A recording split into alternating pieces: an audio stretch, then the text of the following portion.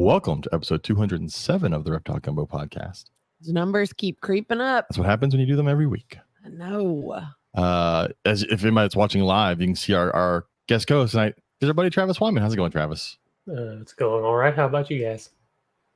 Katie wants to go to sleep, and I'm fortunate to be up for this. So I'm so tired. But we're having Travis on because Travis will have a lot of good questions for our guest tonight. He'll pretend to, at any rate. We're having Travis on because why can I can hear me? Yeah, because my computer just opened the stream in another window for some reason. I've done that before. Travis, get your shit together. Just like I told Katie before we got on here. No, I don't want to get my feces consolidated. Anyways, let's go and do our sponsor stuff and get caught up. Lil's Shop of Horrors is a small feeder and pet supply business based in San Antonio, and they regularly schedule feeder meetup. I'm gonna rewrite this. That's Lewis. Every Lewis single week, I struggle with that one sentence. I'm rewriting this, Lewis. I love you, but I'm rewriting it. They regularly schedule feeder meetups around San Antonio, as well as other neighboring towns and cities. They offer shipping on their feeder insects, isopods, and are working on starting shipping on their feeder rodents too. All feeders are raised on a nutritional diet that optimizes the health of the reptile and amphibians that consume them. Yes, if you need feeder insects and soon feeder rodents. There is Lewis. He missed me fussing. It's okay. Lewis, she wants to I'm rewriting your your blurb and I'm going to send it to you because there's one sentence where it catches me every time I say it. I think it's funny. I'm glad you're laughing at me. Let's talk herps. We just had a herp show in Rosenberg, but we missed half of it. Oh, it may have been because I don't know, Nathan. Anyways, we had the show in Rosenberg this weekend. We did. We were busy. It was the first show there, and it wasn't bad for the first show. You sold Girl Scout cookies all weekend. Sold 300 boxes of Girl Scout cookies over the course of the A weekend. lot of Girl Scout cookies. We have less than 100 left in our inventory. It's beautiful. I sold 2 snakes. I sold 2 snakes. I don't even want to talk about this. I traded a snake. Tell him what you traded it for, James. For a northern blue tongue from Sean Gray. God. So I'll be getting my blue tongue soon. Excited about that. And then so much for your anniversary present. Now you're just stuck with me. It does have legs, but it doesn't have to eat insects all the time. So it's much easier to take care of than this damn chameleon. What are you talking about? What? Jim is awesome. Jim is cool. It's just Tim? Jim. Oh. Not that Jim is a lot better than Tim, but it's GEM for Gemini. So it was going to be Gemini, but then he wanted to name him Jiminy Cricket. And so we settled on Jim because he and I, not James, but the lizard and I share a birthday. Yeah, what she said. But I also brought home another male sand boa because apparently only the cheap anery ones are the ones that want to fuck. And all of my expensive sand boas don't. For years now, they just don't. They watch my one anery male go at it and do nothing. So our buddy John Grant let me go ahead and borrow an anery stripe male, and we'll see what he does. Maybe I'm just gonna have more anery babies. That's all it's gonna be. But maybe they'll have stripes. Yeah, I would prefer they be the snows and stuff that I'm supposed to produce with the males that I bought several years ago. They're like $500 a piece. They do look cool. Not when they're not doing anything. I mean, they're not having babies, but they look cool. Well, they don't have babies. They're males. I mean, you know what I mean? At least they look good while doing nothing, as opposed to being ugly and ugly also snakes. doing nothing. Like ball pythons. We could have ugly snakes at our house, James. I did get rid of. So I did sell a ball python to our buddy Chris Dieter, who has 2 Komodo. I think I'm contractually obligated to say he has 2 Komodo dragons. He has 2 Komodo dragons, but he also now has a banana ball python. Apparently. Yeah, he needed an education animal, and he bought a banana ball python for me, which is great because it allowed me to move my Calabar's burrowing boas that I got from Travis into the tub, and I think they're much happier in there. Maybe it's because they're all together. I did put them all together. I put the 2 males with the female. I'm housing them communally, and I'm sure somebody out there is probably losing their shit over that. But fuck that person. They are living together, but it's in a V70 tub. So I mean, that's a pretty big area for some Calibars, and they're all basically living underneath the water bowl right now. Give them a lot of hides. A lot. Yeah, I did also. I bought. I haven't tried. This is the first time trying. Reptile has now cocoa core instead of just the cocoa block. So I bought a big thing of the really really fine cocoa, like almost like soil, and mix that in there with the cocoa block, and they're digging in it. There was I actually found like a tunnel in there the other day. That's cool. Yeah. So I need to get something from you. I want to add to my box turtle tank at my school. I can just some of that bedding. I think because I know she doesn't eat it, but over time, I guess it just like dries out. Add moisture to it. I do. It compresses. But it compresses, and so it's not as fluffy as it used to. But I mean, she gets sprayed down every day. You can get some more bedding to go in there. You can change the bedding. What am I going to put her on? The same thing I just did for the Calibars. And then you have some leaf litter to it. Oh, you mean just like change it out completely? Yeah. Oh, okay. We can do that. I don't care. By the way, you change a litter box. Yeah. I was confused. He was like, I thought he meant like put her on Aspen or put her on something else. I'm like, what? Just put her on paper towels. No. She's fine on. Just put her on paper towels. No. You can do like a chameleon and put it on puppy pads. I do have my chameleon on puppy pads. But it's great for an animal that only comes to the bottom like once every 2 weeks. He only goes down to poop. So I agree with Brandon. Or to attempt to escape. Reptile is the bomb. I also like the owner of Reptile because JT's an awesome guy. My fat tail gecko in my classroom is on paper towels. That's because the breeder. Because when I got him, I was like, what kind of substrate do you have him on? They're like, oh, we have him on paper towels. And he's just always been on paper towels. That's not a bad idea. They said a small handheld garden rake for like fluffing up the bed. You should be careful because that's in a glass tank. So you don't want to like just go straight through the glass. But I could get a plastic one though. Like a kid's toy. Yeah, I know, but I've seen you with stuff and I still need you to be careful. No. I don't do these things. I don't think you understand. I do nothing with my animals in my classroom. I have trained children that do that for me. Oh, that's right. Free child labor. That's not. Yeah. And then I come home over the summer and then I have to do it all. Yeah. Child labor. Also, we got it off the track. Back to the herp shows real quick. Let's do our stuff so we can get to where we're going. Slidell's coming up April 6th, April 7th. So Slidell, Louisiana. Austin, Texas, April 20th, April 21st. West Monroe, Louisiana, May 4th, May 5th. Then back over to Conroe, June 8th and June 9th. That's going to be Katie's birthday weekend. I won't be there Saturday. I will be. I think we said, I think our buddy Hayden may sit in with me and be the co-host. I think so, yes. So over to Longview, Texas, June 22nd, 23rd. Slidell, Louisiana, July 20th and 21st. I can't go to that. I'll be in the mountains, I think. We will be in the mountains that Super weekend. Excited. Sulphur, Louisiana, July 27th and 28th. And then a place that I don't plan on ever going again, Oklahoma City, Oklahoma, August 3rd and August 4th. I'm just not going to Oklahoma again. Anybody living in Oklahoma, you know why. You know why I'm not going to. Why? Why? Oh, goodness. Brandon wants to know the northernmost herp show. Probably that one, the Oklahoma City, Oklahoma. That is north for us here. That's super north, Oklahoma. So because they don't do Colorado anymore, do they? No, they don't do Colorado. And then the farthest, well, they do Monroe, West Monroe, Louisiana. It's really Louisiana, Texas, and a small part of Oklahoma. That's about where all the shows go. Yeah. Or if you want to go to a herp show, just make a trip to Texas. There's plenty to do. We had one of our listeners say they were planning on coming to Texas. Jack is planning. He's coming for like a whole month. For a whole month from one of those really white countries in Europe. Sorry, Jack. I don't remember which one it is. I just know it's a really white country in Europe. Excited. That'll be a good visit. But he's going to come to Texas, which I just need people that are like from other parts of the world. I just hope it's not July. Well, it's also, I need people to understand when they come from other parts of the world. They're like, I'm going to Texas. It's going to be bigger than your country, most likely, wherever you're from. Like it's big. So like you got to plan that out really well. Because you can't just be like, I'm going to go to Dallas, then we're going to Houston, then it's not small. Because I'm gone from Texas for 3 whole weeks in July. Oh no. Well, I just hope he doesn't come in July. If he comes in July, I won't get to we offered to take him and explore and road trip and adventure. That is true. Also, if you need an LED UVB light bulb, which you should get, go to VivTech Products and use code Gumbo22 and save 15%.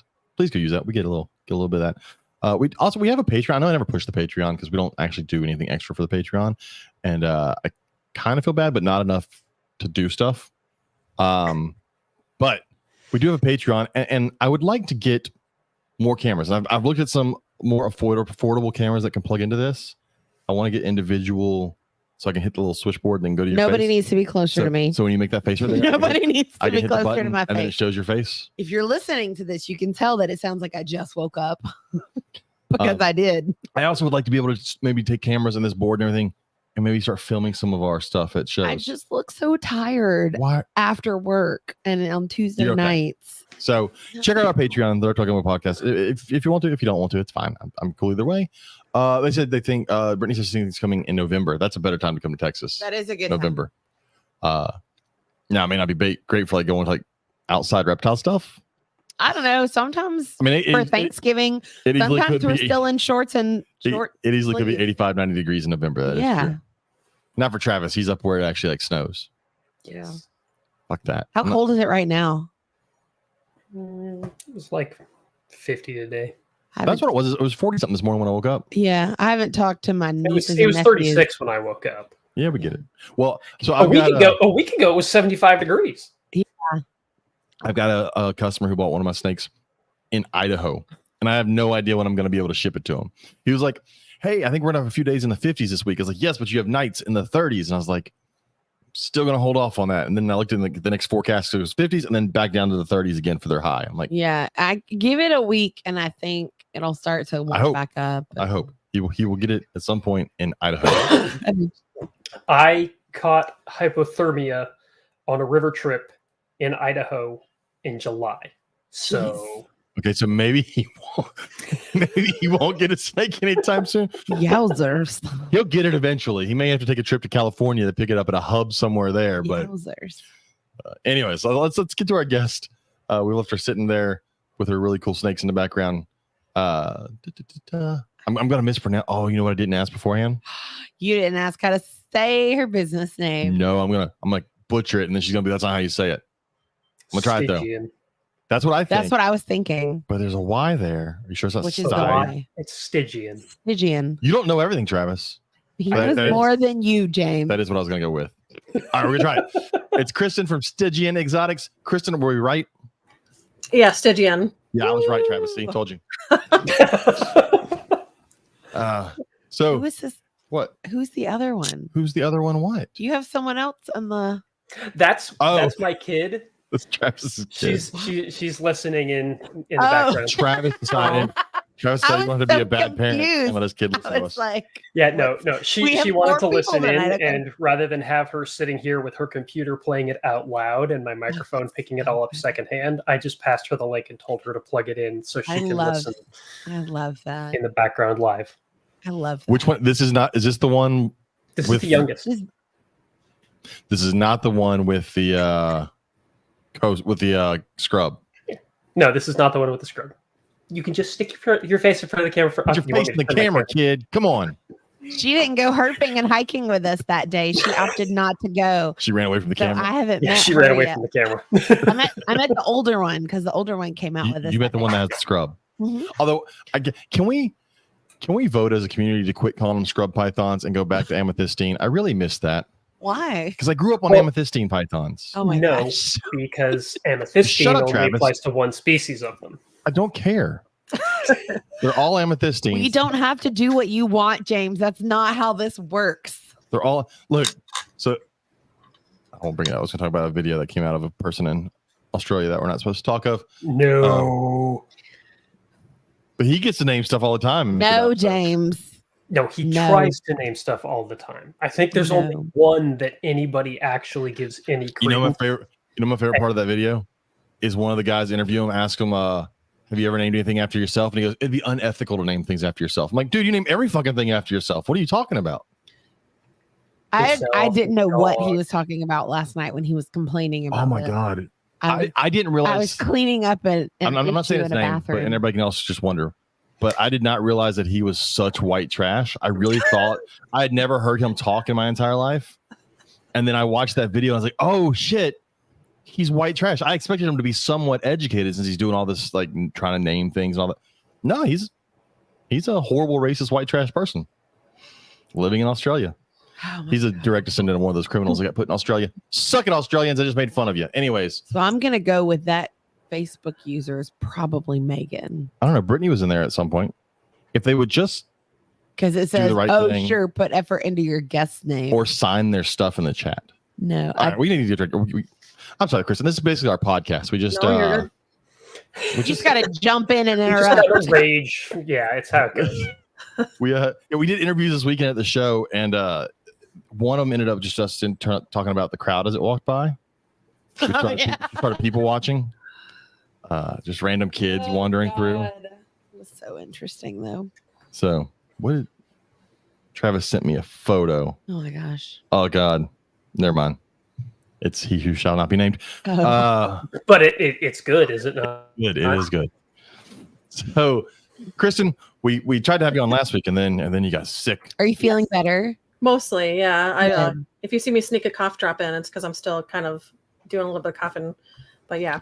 Our friend Megan ended up with pneumonia, and it took her. Pneumonia. Well, it's There's a P there. She's still battling back from it, and she's had it for the better part of like 3 weeks now. It's been rough. Yeah, our whole household got sick last month, and it's just cycled through everybody. So Ugh, that's the worst. yeah. Somehow, when I managed to be sick in February, James only had one of the 4. Joe, like our 13-year-old, it missed all of her. I told you that was is Megan. She went a whole night without coughing. Finally, Well, Brittany also was in there earlier with where I said Facebook user in the chat, and Yeah. so also I know I made fun of Australians earlier. I want to scroll back up. Old C Anal Side Exotics is in here, so I'm going to make fun of another country. they're not Australian. No, they're Canadian. Jesus. I'm being international. I'm making sure I. You don't discriminate. You just hate on And then everybody if equally. I could remember what country Jack is from, I'd have said something about that. I just know it's super white and it's in Europe, and his name starts with an S and it's pronounced Jack. Jack. So Kristen, Yes. what all do you keep? I know it's a lot, so it's a big list, but an overview of what you keep. So I keep a lot of sand boas. I have rough scales, Kenyans, and Saharans. Saharans are one of my specialty ones. And then I have a whole bunch of Candoya. So I have test drove the whole realm of Candoya, and I have settled on, I keep 2 species of it now, the Tasmai and the Paulsoni. And then I have emerald tree boas, which you saw behind me. I have Roma pythons. I'm actually waiting on eggs right now. I have a smattering of some colubrids. I like some, I have trinket snakes and montane trinket snakes, which are a specific locality. I have some Persian rats and Asclepian rats. That pretty much sums it up. That's cool. That's cool. Just a couple things.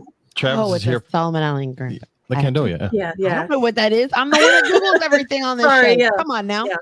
Solomon Island ground boas. Yeah. Oh, it's not you. I do this for everybody. I promise. I like viper boas. I was about to say, I've heard of this before. I did like viper boas. Yeah. Yeah. James and Jason are both big fans of the viper boas. I said the emeralds. Oh, my husband. Pretty much watching. There's emeralds. Go right ahead, behind argue you. with your husband. Drag your husband in the way I was going to drag my kid in. Kind of like how I got dragged in from my beautiful nap. You wanted to be on this podcast 2 years ago, and you're like, I "Hey, did. I want to be on here." I did when it first started because I felt a little hurt that I was not invited. And so I kind of forced my way Well, in. tough shit, you're here now. And now I'm stuck. You're part of this. So I'm a big Sambo person. I love Sambos. So do you have any captive bred Saharans? Yes. Okay, then we're going to talk later. Yeah, last year was my first year producing them. Yeah, that is the one, not the one Sambo I don't have because, well, there's one that I can't get because only one person in the country breeds them and he kept them all. But I'd say Saharans are another one I want. But I don't want to get wild caughts, and they're all wild caughts, and I'm waiting for someone to have captive bred babies. So I have 3 litters coming. 3 litters or 3 clutches since you have to deal with eggs. I know, right? I don't know what to use. I guess it would be clutches technically, but they barely qualify as eggs because it's Weird like ass water eggs. balloons. Yeah. So I have 3 gravid females at the moment. Is it like tissue paper, basically? Like because you can see through them, right? It's real weird. They're very see-through. You can see the babies moving inside them and stuff, which is kind of cool. So you can see their patterns, like, oh, that's going to be a sunburst and that's going to be a normal one. You know, you can literally like see what they're doing. So what kills me with that whole sunburst thing is like, Yeah. I saw tons of those imported, and then a few people got a hold of them. They're like, "Look at this new," and then they blew up. I'm like, I saw them super cheap on tables. Like they were everywhere. They weren't super rare because I kept seeing them get brought in. But now, I mean, they're pretty. That reduced pattern is it a recessive trait? Do you know? It's not really been proven yet. So what I have heard from one other person who's done a normal wild type that you would normally see to like a sunburst, they had a half and half litter. When I tried it, I got a full normal, like all the babies were normal and not sunburst. So I'm still, this season will tell me more about it. I don't know if that other story was correct or not, because I haven't spoken to the person. That's just kind of what went through the grapevine. So this season will show me more information on it because I've done a couple different pairings. So we'll see. It's gonna be like, it's gonna end up being like the strange ass striped gene or in Sambo. That makes no sense. Yeah, we'll see. I don't know. I'm excited about it though. I have like a pied or calico. There's not really she hasn't been proven for whatever she has going on yet either. So she's gravid, and I'm looking forward to seeing like what will come from her, because she's technically like the normal that you would see on a table crossed to a sunburst male. So I'm hoping that I have sunburst babies from her that I can then hold back and try to prove out whatever's going on with her. Cool. So yeah. And so those eggs hatch in what, 7 to 14 days or so? About, yeah, that's pretty average. I think mine were like day 15 and day 17 or something. So that's so quick. It is. It's weird. Yeah, they're an odd one. And then I know I read once the whole evolution of egg laying and live birth has like gone back and forth. Like it's not a one direction. It wasn't like live birth and then eggs or vice versa. It's gone back and forth. How long before they lay the eggs though? Like, do they hold the eggs for a really long time? Forever. They seem to be gravid for like a span of 4 to 6 months is what I've been able to tell. And it's really hard to tell they're gravid too, because it's not very firm. It just kind of over time it starts to feel tighter. It's hard to explain it, but it almost feels like they've got a rubber band that gets really tight down their midsection, down their belly. And you'll kind of like, that's when I'm like, oh, okay, they are actually gravid. And you can sort of feel the like water balloon sort of feel in there, but I've never wanted to like investigate too much because I'm always afraid I'll like damage them. I have a friend that has an ultrasound, so he'll come over and ultrasound them sometimes, and you can actually see the big water balloon egg in there. It's very cool. So that's cool. That's crazy. Yeah. I would have assumed that it would have been, roughly the same time as like Kenyan, and then they lay and then it's fairly. So you're saying it's almost, it's much longer than a Kenyan. That's what it feels like whenever I breed them. I'm trying to track it, but again, it's so hard to tell when they're actually gravid. Yeah. So I've just been trying to they're very secretive too. They don't tend to breed like while you're watching them. They wait until like, I have caught mine breeding like in the middle of the night. Like if I check on them, I'll go shine a flashlight. But they're very shy. And I have found that they don't really seem very interested in breeding unless you introduce like a group of them together. So like my personal method is like monthly when I'm trying to breed, I'll put every eligible bachelor and bachelorette, they go together into a Rubbermaid tub, and I'll just watch them for about an hour, and you can see who is interested in who, and I will pair them off or group them off that way. And there are some females that like all the males will suddenly surround, and there are some that like nobody pays attention to. So that has been most successful for me. I'm sure other people have their own ways of doing it as well, but yeah, so I was laughing. People were like, what do you do to breed your Sambos? I was like, I just put them in the tub. and together. I'm really lucky if like my male's like, I don't want to eat, and they're like, yay, he wants to have sex. But like other than that, I'm just like, I just throw them in the tub, and then of course my expensive ones don't do shit, and my annual one ends up having sex with everybody.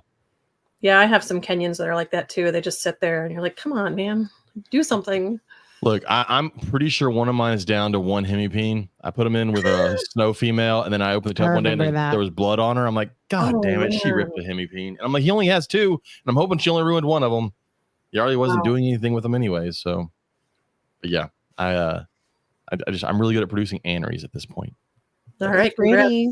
I like them. I've got like they sell well. 13 females and only one male that is like, yeah, I'll do this. Have you ever used combat? Yeah, have you ever used combat? Yes. Oh, they're in there together right now. Like there's another male in there. He's not doing. He just watches. He sits in the corner and just watches. He's really weird. Well, no, but like But- if you put both males together Yeah.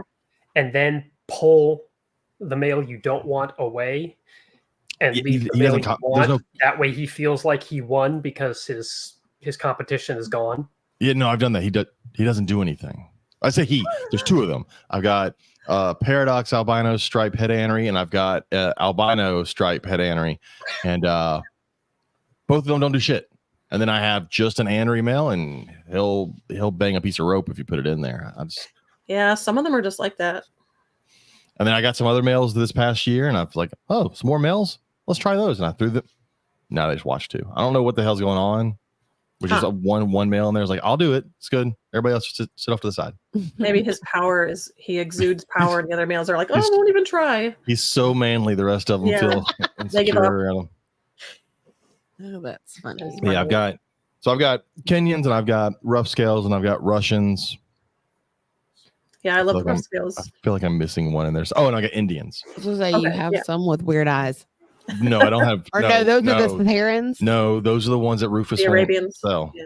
The Arabians. That's, Yeah. That's the ones I keep bothering Rufus for and waiting for him Gotcha. to have more babies. You could talk about it a lot. Yeah, That's 'cause why I 'cause thought about it. He's the only one. You'll be waiting a while. Yeah, I know. I know.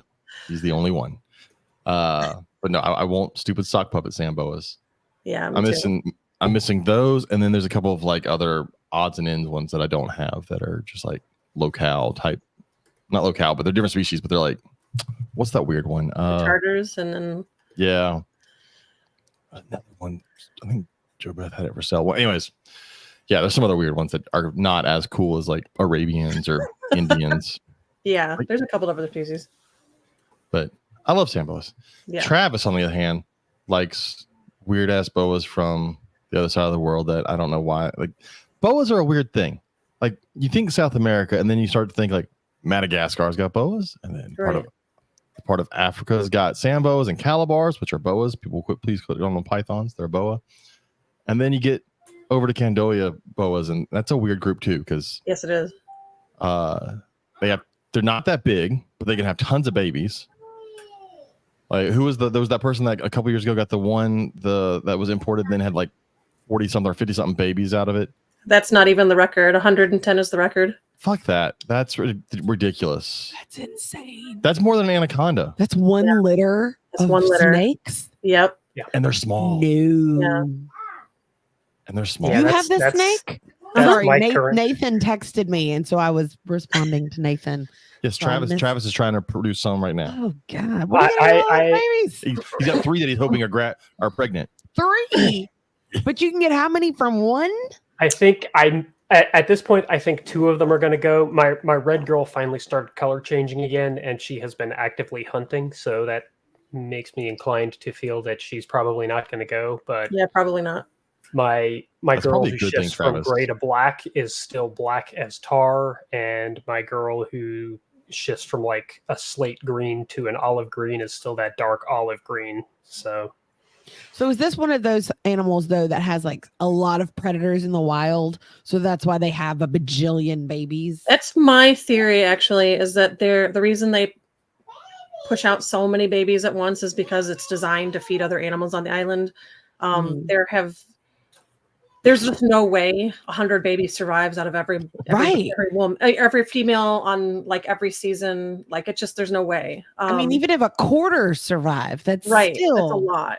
And cool. so I actually think that that's a big reason why so many of the babies don't thrive as well. You'll get a percentage of every litter which just doesn't seem to want to do well, and they just like you'll lose them after a couple months sometimes, or it can be up to like a half a year later. But some of them just don't want to eat, and they just don't want to do well. And I think that's like almost design. I don't know how to explain it otherwise. Do you think, I wonder though, in 10, 15, 20 years, if we keep working with them the way people have with ball pythons, I mean, obviously not more fuzz, but just number was, if that will change, they're going to have 40, 50, 60 babies and they make it. We'll see. Yeah. So I'm currently in the process of raising back 4th generations. I have 1, 2, 3, and 4th generation babies at the moment that I'm raising up. So my hope in the future is that I can start to work on that. I'm selecting for ones that do eat well. on top of being ones that I like the looks of as well. So I can kind of do a little bit of both. And I'm trying to track like which ones were stubborn feeders at first, which one went right onto pinkies and those kinds of things. Whether or not that happens in a matter of a couple generations is like, we'll see. So far, even like my F4s have been pretty much the same. Like you get some stubborn ones and you get some that are ready to go. But I'm hopeful that happens over the course of like, another 5-6 generations out. Because that is, I mean, that's a trait that you can pass down, right? That's what A we're lot of people hoping. think so. Yeah. Yeah, if you're breeding for that over many generations, maybe you can get there. Maybe in 5 years I'll have an answer for you. Yeah. Yeah, because that's one of the reasons. Like when I breed, anything I breed, if it doesn't eat, I don't force feed. Right. Like I'm. Yeah. Well, like I know people that, like we have a very good friend of the family that from growing up that breeds dogs, hunting dogs, and so she has like a really, and she shows them as well. So not only do they hunt with them, but like she's been to Westminster a few times, and so it's like a legit thing. But I know she's always, she's had better luck with certain pups exhibiting certain behaviors from certain parents who also were really good with that behavior. I'm a firm believer in good eating it may not be a gene, but I think that being able to start eating right away is an inheritable thing over time. Yeah, I mean, it's not a gene, it's going to be a poly trait. Yeah. Yeah. Okay. That makes sense. And like their temperament also. Like I think that is also something that can be. I feel like that's something that. We'll look at retics. With some snakes, you can work with them over time, and they get used to you and they tolerate you. But then there are some that are just inherently. So that's proven. Yeah, I'm working with I have a gripe with many of the Woma Python breeders out there, and it's that they don't select for temperament and they don't select for certain traits that are desirable. And I am personally making it like when I breed my Womas, I'm breeding ones that are nice. I'm breeding ones that have good docile temperaments. I have all the babies that I produce are very docile temperamented. They're all really chill and laid back. I even check up with the people that I sell them to later. I'm like, hey, how are they doing? And they're always like super placid and super chill. And then you get these people that just like chuck whatever $300 Womos they can find together, and you get these nasty babies that stay scared and crazy. And then now Womos have this terrible reputation about being nasty and mean and all this stuff. And so I do think there's some truth to it. I do think you can, to an extent, breed for temperament. Well, I think look at retics, right? Retics in the 90s where everybody's like, a retic will kill you. They all want to try and bite you. But now you watch kids like play with a retic like it's a puppy dog, 20 years later. Right. So I definitely think it's something. I think so too. That's something people need to look into when they're breeding. It's absolutely a genetic thing. The Russians, I can't remember the name of the place, but their genetic institute up in. You said that really dirty, like we're still in the Cold War. It's just one of those names that you get to say that way. No, I can't. You can. But they did it with foxes and rats. They have this farm just full of foxes, and they go up to the litters, and the ones where the puppies all come running up to the door, those are the ones that they keep and use for the next generation. And they've gone both ways with it. So you get the little fun, floofy foxes that want to play with you, and then you've got the ones that are just mean, nasty, horrible things. And they've done it with rats too, like the rats that'll pull back and away.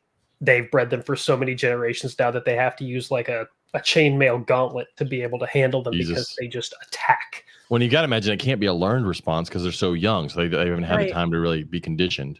Yeah, it's an interesting topic. I think a lot of people shy away from talking about it with reptiles. Well, the problem is they don't think it's terrible, domesticated, and they want domesticated like a cow. But we are working towards domestication with them. It's inherent that like we are doing to them what we have already done with other things. What is one of the main traits that you see in domesticated animals? It's piebaldism. Yeah. Dairy cows, hooded rats, your speckled dogs. We got Travis on genetics talk. Here we go. Yes, get Travis on genetics. My bad. But you can get them on a completely different from their wild diet. Right. Which we will feeding get them in. frozen things. We're feeding them sausages, for crying out loud. So speaking of diet, one of our listeners, Timothy, he wanted to know. No. Stop. No, I'm stopping it now. We're going to get to that. Okay. Okay. I didn't know we were going to get to that. It was my fault. I jumped Cool ahead. yourself, I jumped Louis. ahead to the 5 million babies they have. Lord. Let's back up. Yeah, let's go back. Yeah, let's go back I to didn't know Kristen we had a finished path of talking about all action. Okay. Well, let's get back to first off. Let's go back to what Candoya are, because there are Monsters. several types. There's several types, and people tend to kind of lump some of them together that are very different. Yeah. There's some that are far more arboreal. There's some that are not. Right. So which ones? What are you keeping? So I like it. She's like, okay, let me go through all of I them. know. So I've kept every available species of Candoya so far. I've kept the arboreal species, the Solomon Island tree boas, the Indonesian tree boas. I've kept the viper boas, and then I'm currently keeping the Solomon Island ground boas or the Paulsoni, and then I'm keeping the Halmahera boas, or the Tasmai. It's a subspecies of Paulsoni. I'm sorry. What was the question? You just asked how many or which ones I'm keeping. What all you're working with? Okay. So I'm just keeping those two species at the moment. I actually am shipping out my last viper boa next week.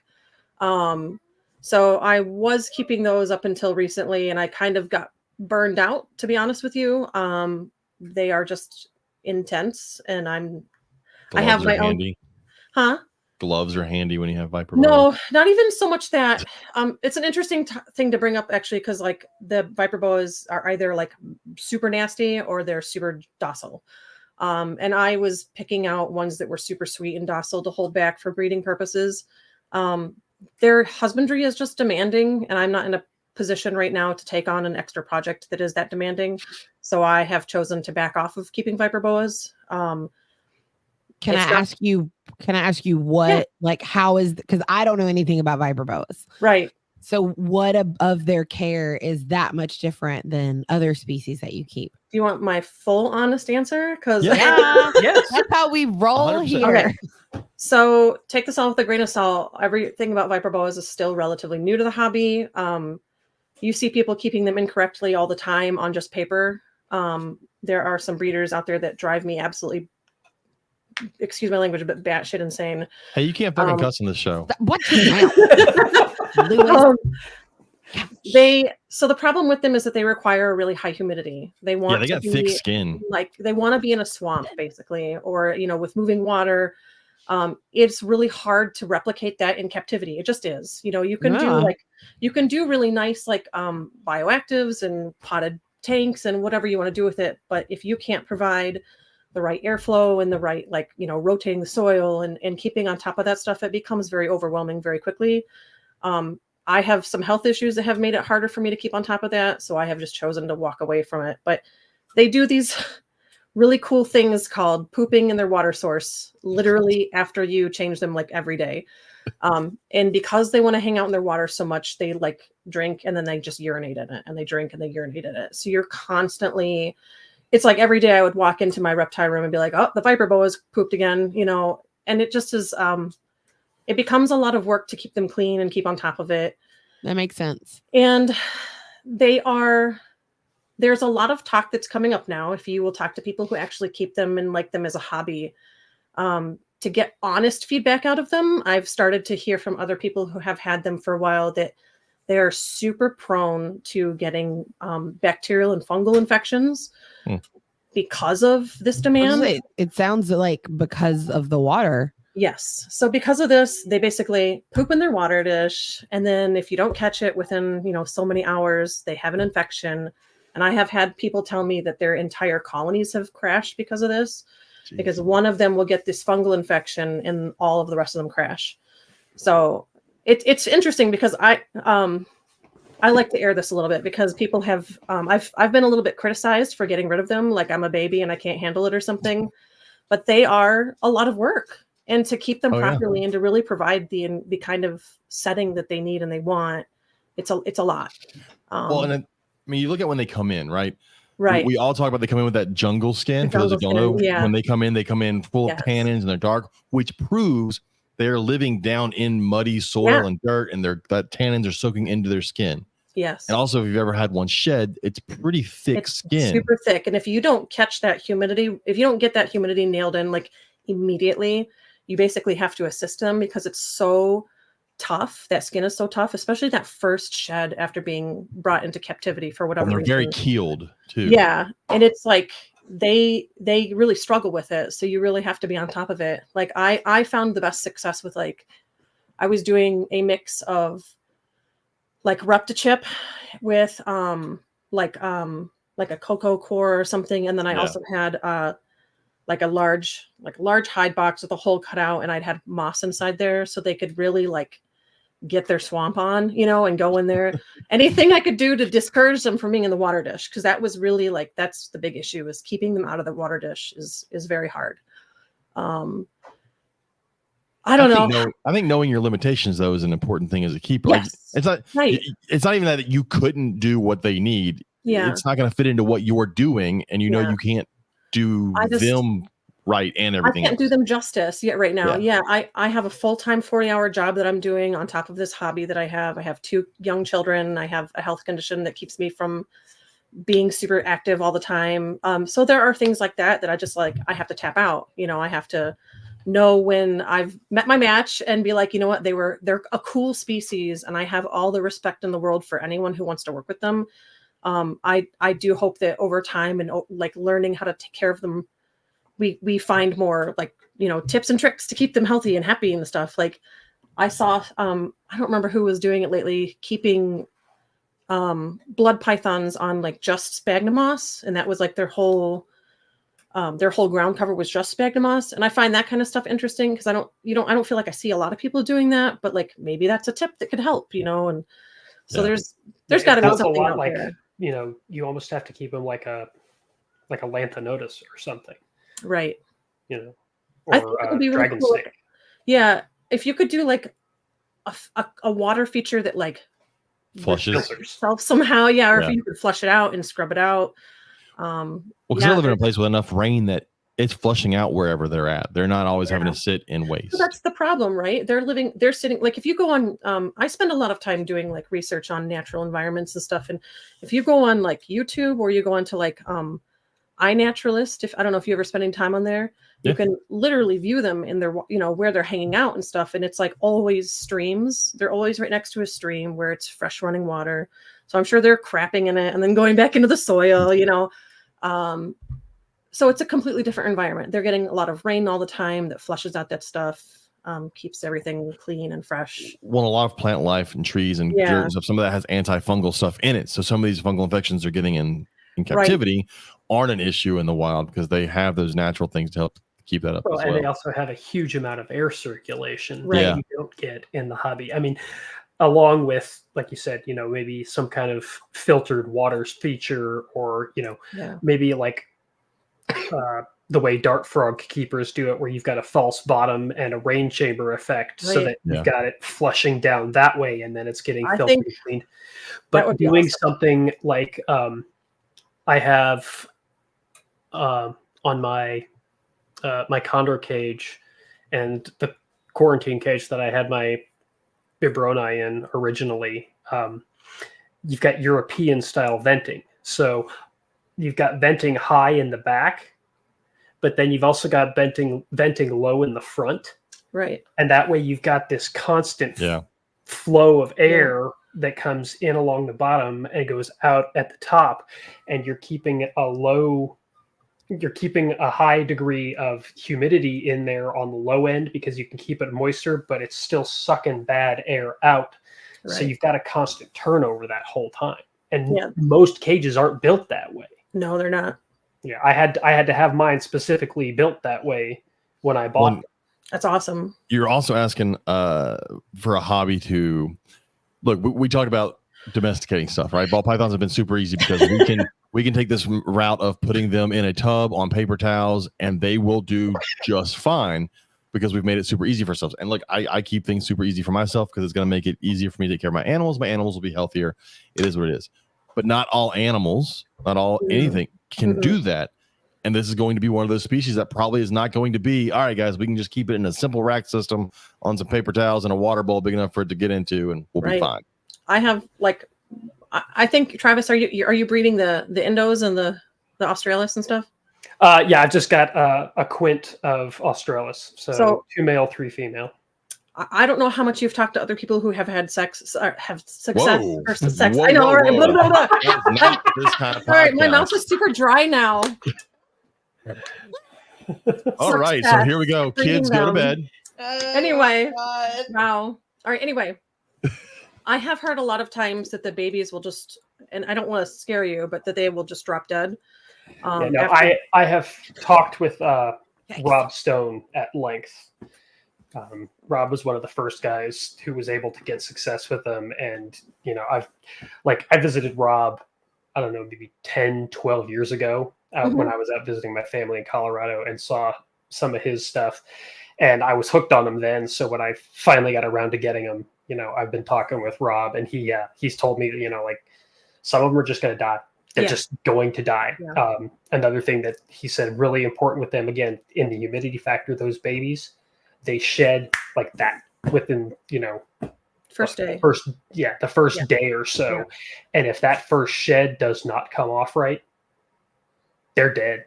Yep, absolutely. So, now I'm probably not going to have as much trouble with that being in Virginia, like he had being out in Colorado. But I've got some gasketed sterilites already set up with just sphagnum moss and little branches and things for them, that as soon as I see that I've got the little buggers, I can put them in there, and those gaskets will help keep that humidity in without. That's what I do pretty much. Is that those first like 24 hours are so critical. And it's really hard to tell if they've shed too. Like they're just so tiny. It's hard to see if it's come off completely. So you just really I err on the side of caution, and they all go into like a tub together with it's ventilated on the top. And I put like damp paper towels and some sphagnum moss in there, and just kind of let them go for it. But yeah, it's tough, because if that doesn't come off, you've got like a very short window, I feel like, before they just crash and they don't do well. Yeah. But it'll be interesting, because I think Indos and like Australis and stuff are, they've got a long way to go to get established. Like even worse off than Paulsoni and the Tasmai for sure. Like just because it's still so unknown, and I feel like the people that are having any luck with them kind of keep it to themselves a little bit, like that. And I'm finding that as well. This, I said, the fact that I noticed that my girls were not color changing like they normally do. And I had been watching the males just spur the hell out of them for a couple of months. But then the girls stopped color changing, and nowhere did I see anybody mention that. I'm like, well, what the hell? And when I checked with Rob was like, oh yeah, that happens. That's kind of one of the things that they do, and Rob doesn't post anywhere, so I'm not surprised that Rob didn't have it up. But like the fact that everybody else that I've seen working with them, nobody's been like, oh yeah, when they're gravid, they pretty much stop changing color, because Kristen, do you notice color changes in yours? That's cool. Yeah, for sure. Yeah, they all have. Some of them have drastic color changes too. I like even my Viper boas, when they were gravid, they would change colors, and then they would maintain that color throughout their pregnancy. So it is very weird. Like I have a Paulsoni who is like normally sort of like a very light silver color. And then she has like pink spots that go down her body. And when she's gravid or whatever, she turns very dark, like a gunmetal color or whatever. And that'll stay that way until she's pushed them out. It's very weird though. Because it's not always consistent either. Like you'll get ones that will color change wildly for like no apparent reason. And so I feel like there's still a lot to like kind of figure out with that stuff too. So I think it's also an indicator of stress sometimes. Let's go for the average person, because the most of these snakes that we're talking about, they're going to see on importer tables a lot of times. So resale tables. Yeah. And so there's kind of two versions you're going to see. You're going to see, a lot of times you'll see the Solomon Island tree boa, which is not the same as the ground boas, right? Yeah. How big do the tree boas are? I mean, they're fairly skinny, but how big do those get? Okay. So the females can get like 6 feet on the Australis. My biggest female had like, oh God, it was like a giant head. You know, she was a big beast of an animal, and she could easily take down, I don't know, small to medium sized rats if she really wanted to. Oh, wow. But she was like old. I had her for a while. She actually passed from old age. But like, yeah, they're born like, you know, 10 inches or 8 to 10 inches or something, and then they can get 6 feet, but it takes a really, really long time to get there. And then there's like the Indos that only get, you know, very small, like 18 to 24 inches or whatever. So it's a very kind of a drastic size difference. And then like the Paulsoni only get 4 feet max, you know, as a female. And Paulsoni are the ones that people tend to see, the like the light colors, like whites and tans, and Solomon Island ground boa. Yeah. Those are the ground boas. Yeah. Yeah, and then they've got the kind of that zigzag pattern down their back, and Mhm. and so that's the one. Those are the ones you're focusing on. Is that and then the Tasmai, which are a subspecies, they stay smaller. Gotcha. So for anybody going to a show, you'll tend to see them, and you'll see them fairly cheap on importer tables, and there's a reason for that. And they're almost always mislabeled. Yeah. And they have a very, very distinct face. It's a very boa-like face, but it's very distinct to that whole group of Candoya. Like, it is a very sharp, slanted nose in front of the face, but they still have that kind of triangle-shaped face, and they look like a boa. But they are definitely different than if you're thinking like red-tailed boas, and drastically different. I think sand boas. Oh, it's so different. Yeah. The mislabeling issue is a huge issue. So it's nice that you brought up the expo factor, because I get sent a lot of pictures from people saying like, what actually is this? I saw it on a table here or whatever. Like viper boas getting labeled as Solomon Island tree boas and getting labeled as Solomon Island ground boas. And then you've got Australis getting labeled as San Isabel Island ground boas. Like, just, it's insanity at this point. I even at Tinley found mislabeled Candoya just last That's week so or whatever. crazy though. It's insane, and they don't care. That's the thing that makes me mad too. Like, if I ever find it and I point it out, they're like, okay, you know, like, shut up, weirdo. But it is a big deal, because if you're trying to breed them and you're trying to produce... that $50 These snake are all the imports though, right? That are mislabeled. Because to them, that $50 snake isn't that. They don't care. They're just trying to sell the $50 snake. Yeah. Well, the problem is they'll slap the wrong title on it and then raise the price because they think it's something else. Yeah. And people see the species name and they go, "Oh, I need that," or whatever, and they don't understand they're getting wrong species. Yeah, and I would assume that they obviously, if it's not the right species, it won't breed with what you have. Well, yeah. I didn't know if like you could get a mutt variation. No, they'll do it. So the problem is that like Tasmai and Paulsoni will crossbreed if you put them together, which I am staunchly against. And I don't have like hybrid. I don't want to talk about it. I don't care about that at all. But I'm saying like with these specifically, they come from drastically different areas. There's a huge landmass that separates them. They do not mingle in the wild. There's no excuse to hybridize them. So that kind of stuff drives me up the wall when I see it. I get a lot of messages about Candoya, and one of the big things is like, oh, can you identify this? And I never mind identifying. I love getting those messages. Don't get me wrong, but I can't tell you the number of times I've been like, separate them. They're not that's not the same species.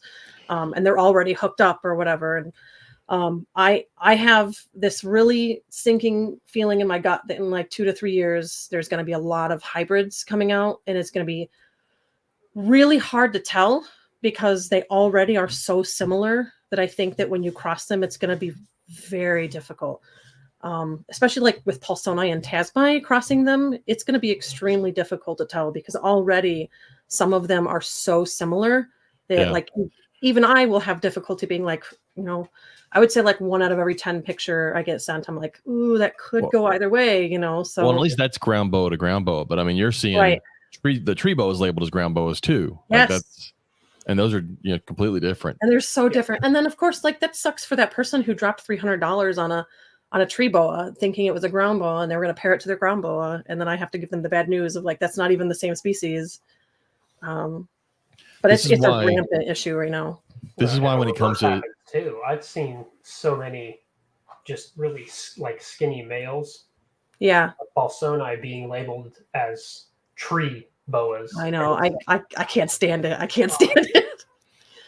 Well, that's why it's very, if you're going to deal in some of these more oddball species, right? And if you're going to get into them, it's better to get into them captive bred. And it's very hard to find a lot of these oddball species captive bred. You know, Travis has the kukri snakes. So if somebody wants kukri snakes, a lot of them are going to be imports, but you can go to Travis for those weird ass snakes that are going to bite you and cause you to bleed a ton. Nice. But a lot of these, the problem with a lot of breeders, and we've talked about it on the show before, we talked about actually this weekend with some people. We did, because we talked about, we had a person on who breeds blue tongue. Why my brain go blank on which blue tongues it is? It's the IJs, the Aryan the IJ blue tongues, right? And no one really breeds those because you can get them imported for super cheap. Yeah, and that's really a problem I'm sure you have to face. That's all I've always said about like Savannah monitors. I wish more people would try and breed Savannah monitors and we quit importing $20 Savannah monitors. Yeah. It makes it very hard for someone like yourself to sell an animal. Go, yes, there's a reason this animal should be $300, $400, $500, not $60. Even my Saharan sand boas, I come across that all the time. You can get them for $40 off an expo table as a half dead import.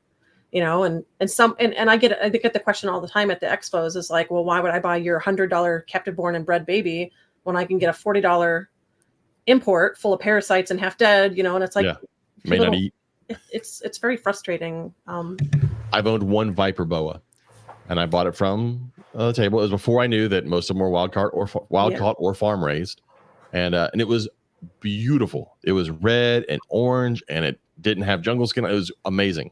Yeah, starved to death because I could never get it to eat. I tried everything I possibly think of. It never ate for me. That's pretty typical of them. And that was before, like I said. And then later on, I found out, oh, okay, I get that. Yeah, they're all all imports, and there's a reason for that. Yep. And I'm not against imports. So like you're breeding very interesting snakes. Yeah, you'll need new blood and new stuff mixed into it every now and then. But the average person, the average person getting into a species shouldn't go straight import. No, they should go for the best option they can get, which is going to be captive bred. Yeah, and it is hard. It's hard. I do wish that people would do just like a little bit more reading before jumping into it, or like join a Facebook group about the species and really get your feet in there. I don't know. It's a problem for sure. Imports absolutely have a space in the hobby, and they will hopefully they will continue to in the future. Even though I have heard a lot of rumors that that's going to start shutting down quicker than we think it is.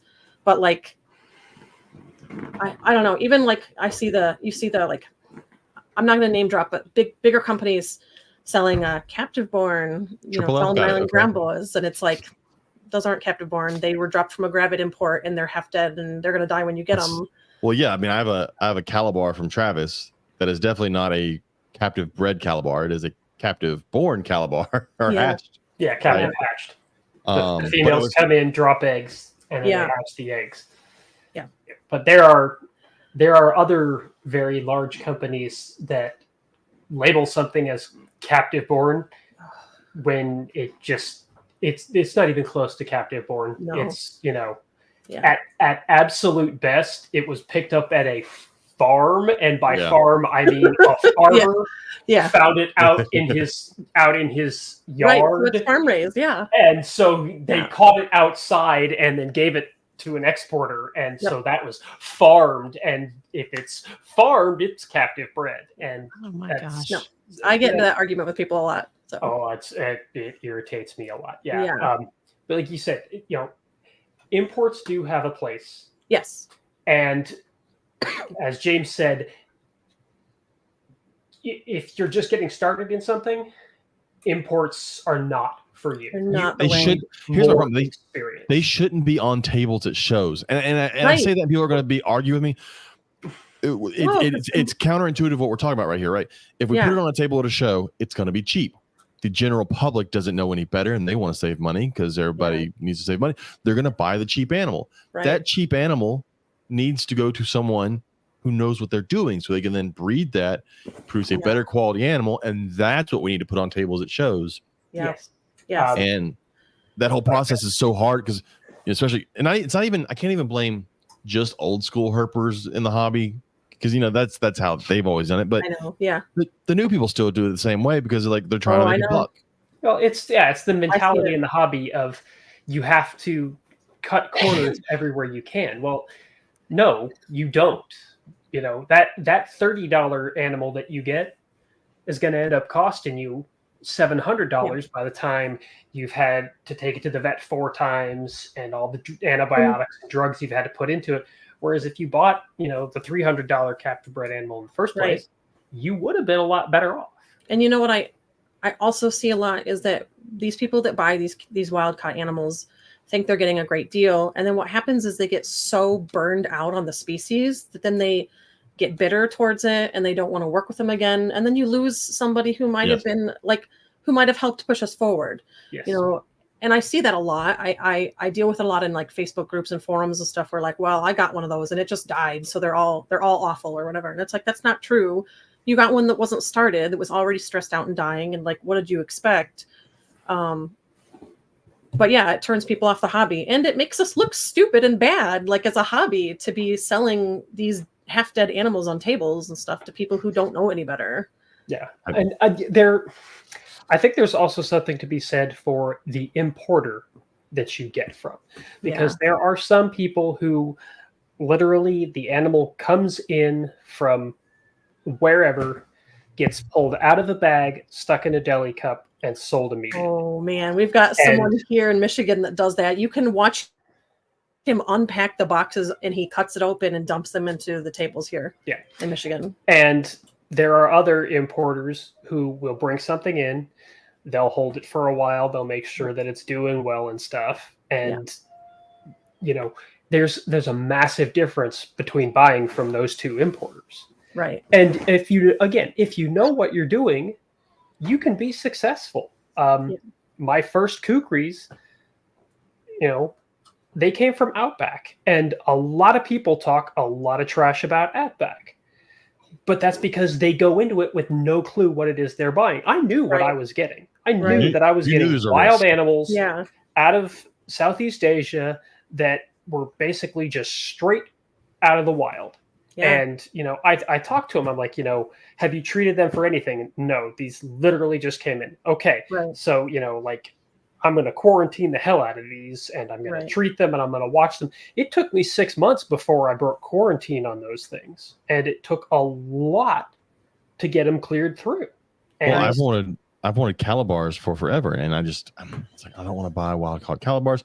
And then Travis offered me ones that he had for a while. And I know he had them in captivity and Travis is taking care of them. And so I know they are well started. They're not coming off of some table that have traveled to 15 shows and they probably haven't actually seen a cage once. They've just been in a deli cup and get sprayed with some water here or there. Yeah. That's another problem. You see a lot of that happen. Some of these tables, those animals never leave the cup. Oh, there's some dirty crap in the Kenyan sand boa world on that too. There are some big breeders out there that keep them just in deli cups from the moment they're born until they sell. Jeez, yeah, I know. I have a question for you, not about that specifically, but so one of my other strange ass species that I keep is beach snakes. And there are 3 species of beach snake, and only one of them is really imported anymore, and that's the western beach snake. So the eastern and the redheaded are nearly impossible to get now. And I don't understand how you guys can still get a whole bunch of wild caught Kenyan sand boas out of Kenya, but we can't get Ramphiophis out of Kenya. Yeah, I'm not sure what happened there because there hasn't been Kenyan sand boas imported in a really long time. Yeah, I think that I saw import Kenyans like a couple months ago. They also could not be out of Kenya. They have a kind of a large range. Yeah, so I don't really know what happened. I know that the deal was sort of special. He had some special guy that coordinated it. And they were dark too. Yeah, my guess is that they were probably traveled a little bit before they left. But yeah, it was very weird. We were all kind of like, I saw it pop up in the groups. Yeah, I don't know.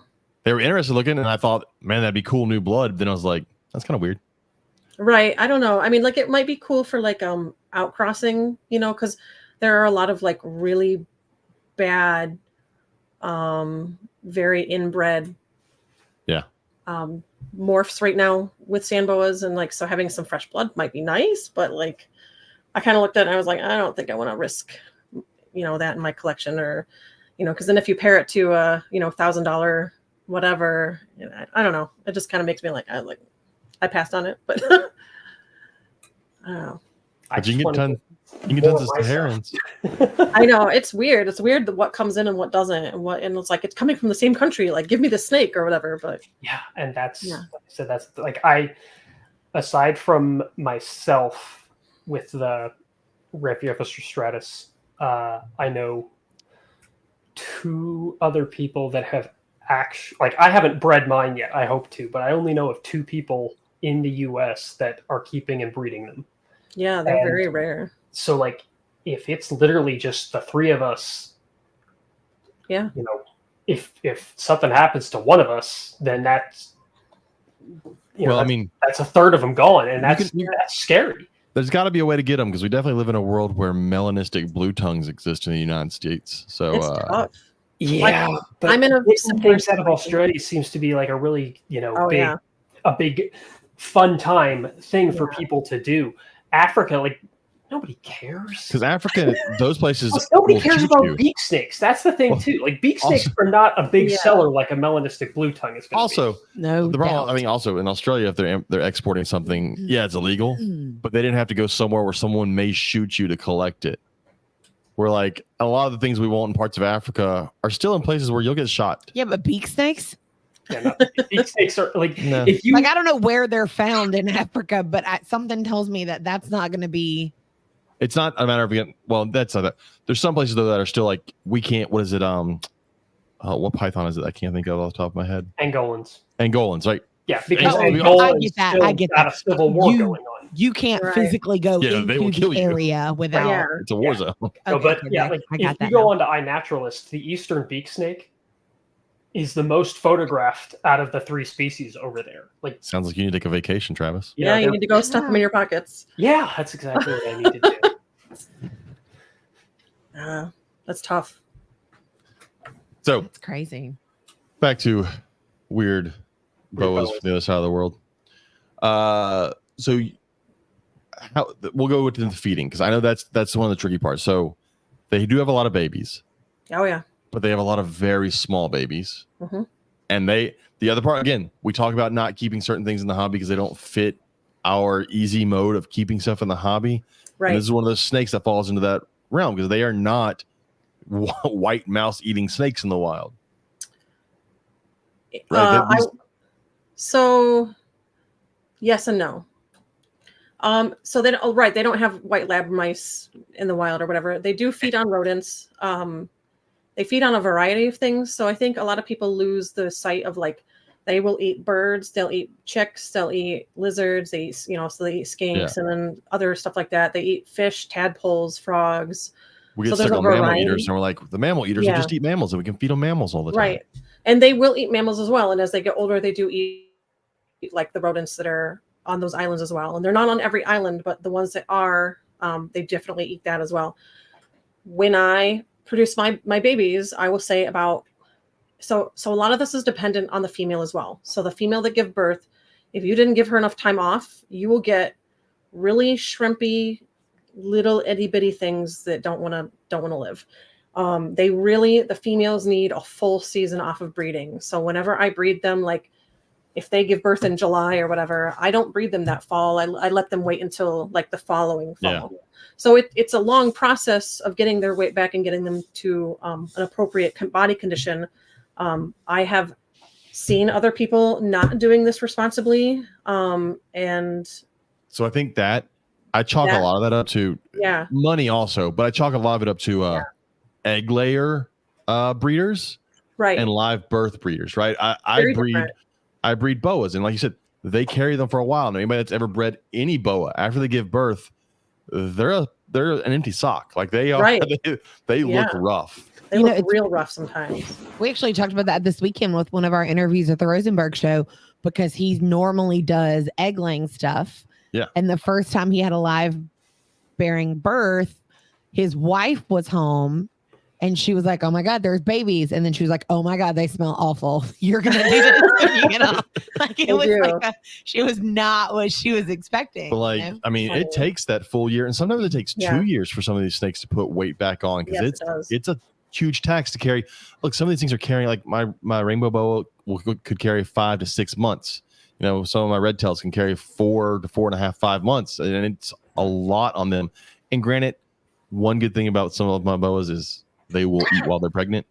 But not all of them do. Not all of them do. These don't. And that's hard on them. And they go up to 9 months. Yeah. Oh damn. That's how long their gestation can be. Most of my females went 210 days. Yeah, most of my females will go around 7 months, but I've had ones go as long as 9 months before. So if you don't get that proper time between, they don't get their weight back on in time, you will get crappy babies the next season. If you have normal sized babies born, I find that about like anywhere from 50 to 70% of them will take pinkies immediately. No scenting required. They're like red hots, like the couple hour old pinkies. And that's a huge meal for them, I'd assume. Oh yeah. They look hilarious after they eat them. There are definitely there's nuances to it because I have had time to kind of figure out some of that. If you don't set them up appropriately, like right away, they don't do it. They don't eat. If you don't have them exactly the right tuned in temperatures, they won't eat. If the pinky is like 0.0001 grams too big, they won't eat it. They just reject it. So you have to try again with a smaller mouse or whatever. There's different things like that you kind of learn through doing it. But like I have also found, and this is going to sound real dumb, but like if you put them on a loose substrate that's like really fine, like a cocoa core or something like that, they will not eat because they wrap them and go to eat them. And then it's like they lose it. They lose their prey item in the bedding and then they just give up and leave. And it's the dumbest thing, but I have noticed that happening. Like I was like, what is going on here? You know, because I'd find them just later laying in the dirt or whatever. So even stuff like I've tried all kinds of different beddings with them, like the Sandy chips and stuff is not good for them because again, they'll lose it. You know, they'll lose their prey. It's so stupid. But if you have them on something that's like harder, like a Reptile chip, that's, you know, not so much it's going to bury their mouse. They pretty much do really great on that. Or even just paper towel for the first like couple months, they do really well. So anyway, back to so I get like 50 to 70% of every litter will take pinkies. The rest of the litter, pretty good. It's pretty good, right? It's I'm hopeful to get that number up. You know, as I get further generations down the road, we'll see how that goes. But the rest of them are holding out for their preferred prey item. And it's not always the same thing. Some of them are waiting for like frog scenting. Some of them are waiting for lizards. Do you scent a lot of your stuff? I used to. I am practicing a harder culling now. Ones that don't want to eat. Why am I don't want to force feed. That's traumatic. I don't want to mess around with that. And then I don't want to sell a snake to somebody that's not going to do well. Do you own a king snake? Yeah, I do. And I own Woma pythons, so that also helps. Yeah. But there's definitely nuances to it. I get a lot of messages like they won't eat. What do I do? Those first couple weeks are so critical that you get them set up appropriately. They have to be dark and warm. 85 degrees is what they like. And generally they do really well at that.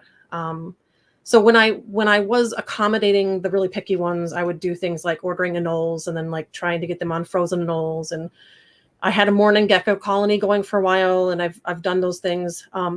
I did discover a trick from somebody who didn't want to share it with me because for some reason there are people in the hobby that are still gatekeeping information. Crazy. I can't. So but it's not to interrupt you. It's not just fine. This hobby though. Right. It's everywhere. Like teachers and education. And I'm like, why wouldn't you share information? Right. Why would you make it harder? You? Like, don't make people reinvent the wheel. Just don't be a jerk. And that's my soapbox. There's two mentalities that I've seen in people that are like that. One of them was, well, no one helped me. Why should I help anybody? Fuck that person. They don't get out of the hobby. Go somewhere else. We don't need your trauma. And the other part is, well, why would I want to help my competition when I'm trying to make money? I'm like, Yeah, but if I everyone, mean, that one I guess I kind of get, but no, if we all start to succeed at something, but not really. the value of that thing goes up. That right. is true. And then you have a bigger audience, and you get rid of that. Like, well, they're crappy eaters, so why would I want to do that? But if you have more people being successful with them, hopefully you would expand the people working with them, because they'd be like, oh, wait a minute, maybe that was a myth, and I, let go of that or whatever. Yeah, I'm not gonna lie. I looked up pictures of womas because I've heard of them before. But remember the picture of the one that ate the snake hook? They're okay. Now I do remember. They're really pretty though. I'm like, this is a really pretty snake. Yeah, these are great animals. I love my blackhead, but my blackhead, she was great. But if you opened that cage and it was feeding day, get strong feeding response. Hell out of the way. Yeah, they had it. Any other time she was great, but as Kristen was saying about womas, like they have a reputation for being just giant cow kings. Yeah. You get them out and they seem fine, and then the next thing you know, they're chewing on. Yeah, they do that whole head next to your hand, and all explore the world with their mouth. That's what they do. That's funny. But back to what I was saying about so this trick to get them eating, they pay attention, everybody. It's not that bad. They will eat mollies, platies, and guppies, and they will tongue feed them. They will eat them out of a water dish. And like a garter snake. Yeah, I've gotten literally all my picky ones. I had ones that were going on 2 months old without any meals in their bellies, other than me putting in a mouse tail every once in a while. This is back when I was I'm gonna work on everyone, but they will feed them off of tongs. I've started to be able to offer them frozen ones. So to anyone out there looking to breed Candoya, it's not that bad.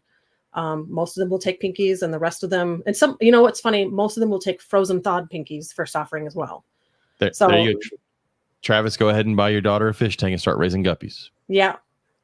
I mean, I just go to our local pet store when I'm doing it, and I buy. Okay, I gotta ask. Can the two of you see her on the bottom of your screen? Can you see where everybody's main? No, I don't think they can. So we can see her, but they can't see her on the screen because her camera's on. Watch this. Watch this. Don't, James Lewis, stop it. She's been changing her names. We have been laughing over here because she's randomly changes her names.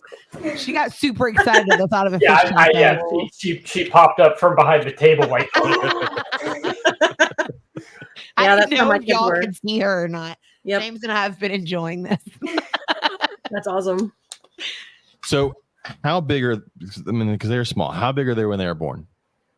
Oh my God, just the tiniest. So compared to say a baby, I know baby Kenyan Samboas, right? How big are they? Bigger than your finger? They're smaller, and they're smaller than Kenyan Samboa babies. So they're like garter snake babies. Yeah. Oh, and they're that skinny? Mm-hmm. Oh wow, that's tiny. Yeah. That's really tiny. And then now imagine 50 or 60 of them. Oh God. Yeah.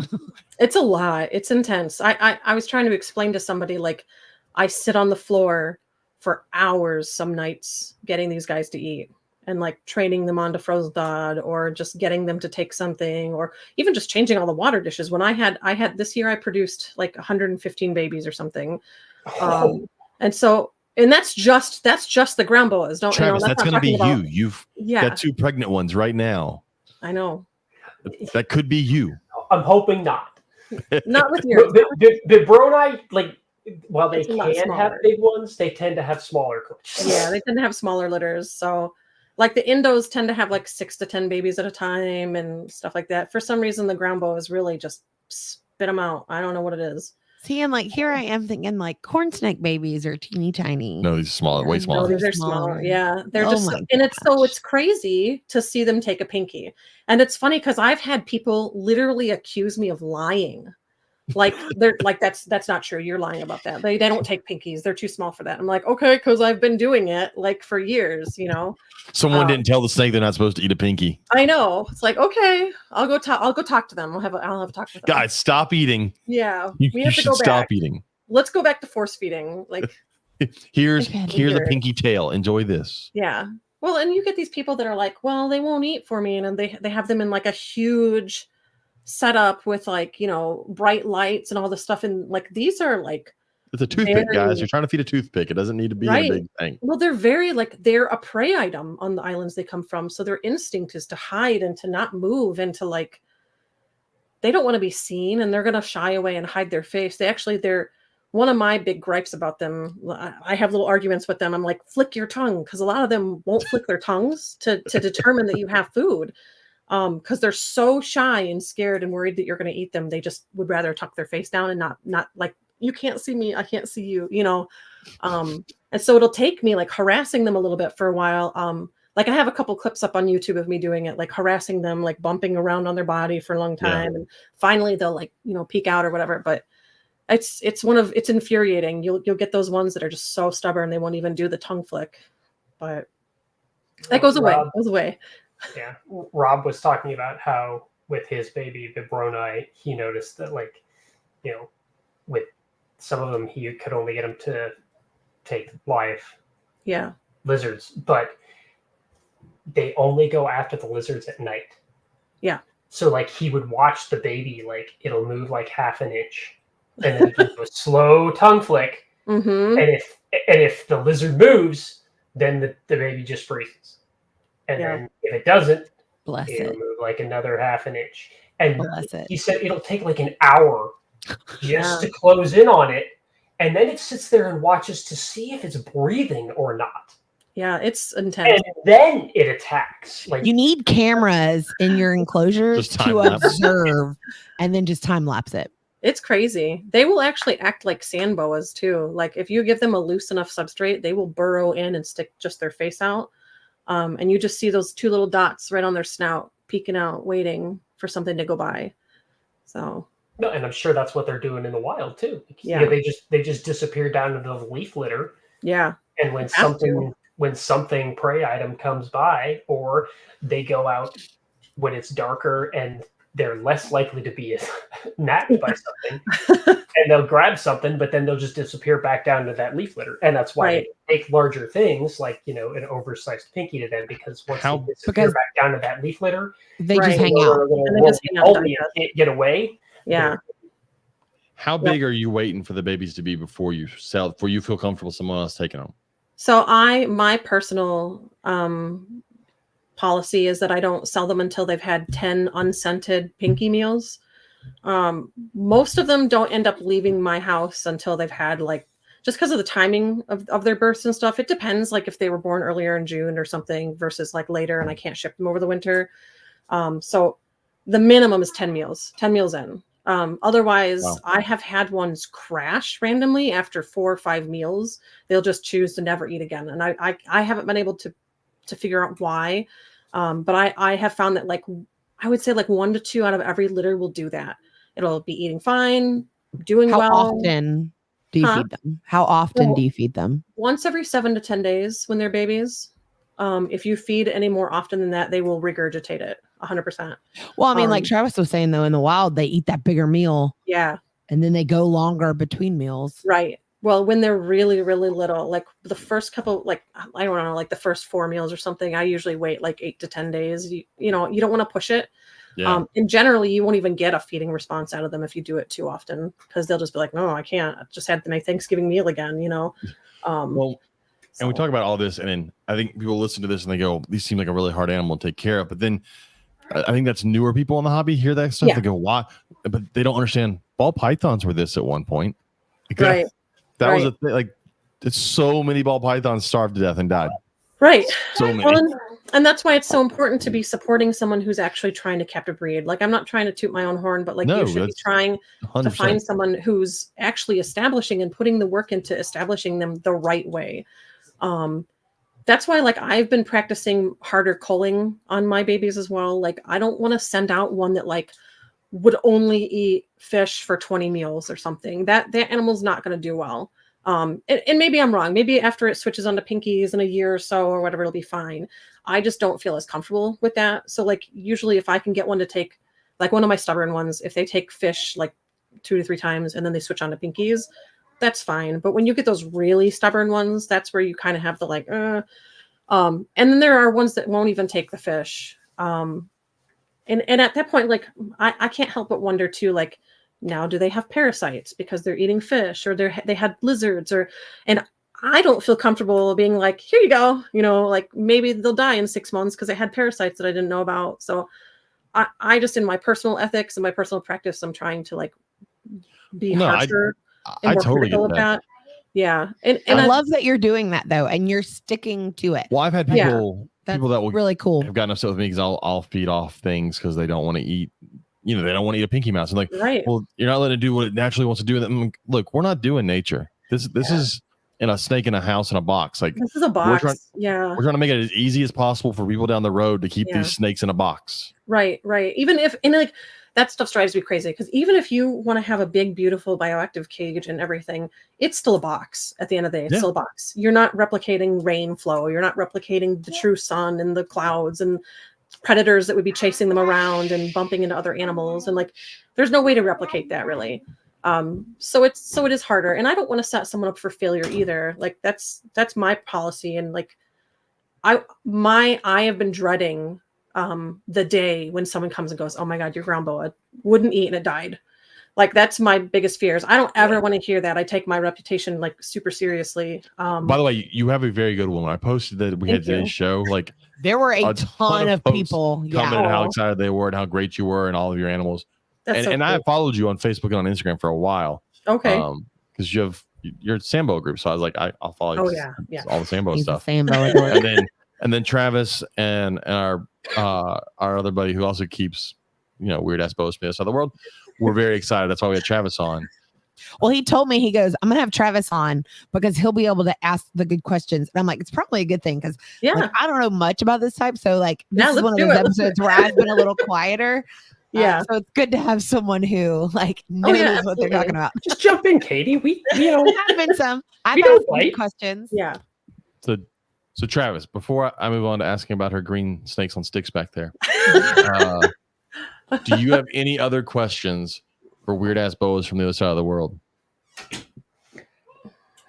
I don't think so. He's gonna pop out babies and whenever, and he's like, oh shit, now I have all these questions to think of.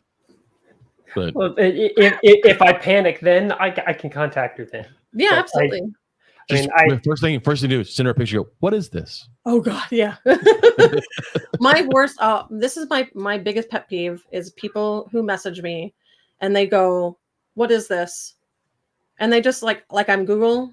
Like I would love to Google. I mean, I feel a little called out because I totally do that to Travis and I do that to you and I do that to Robert.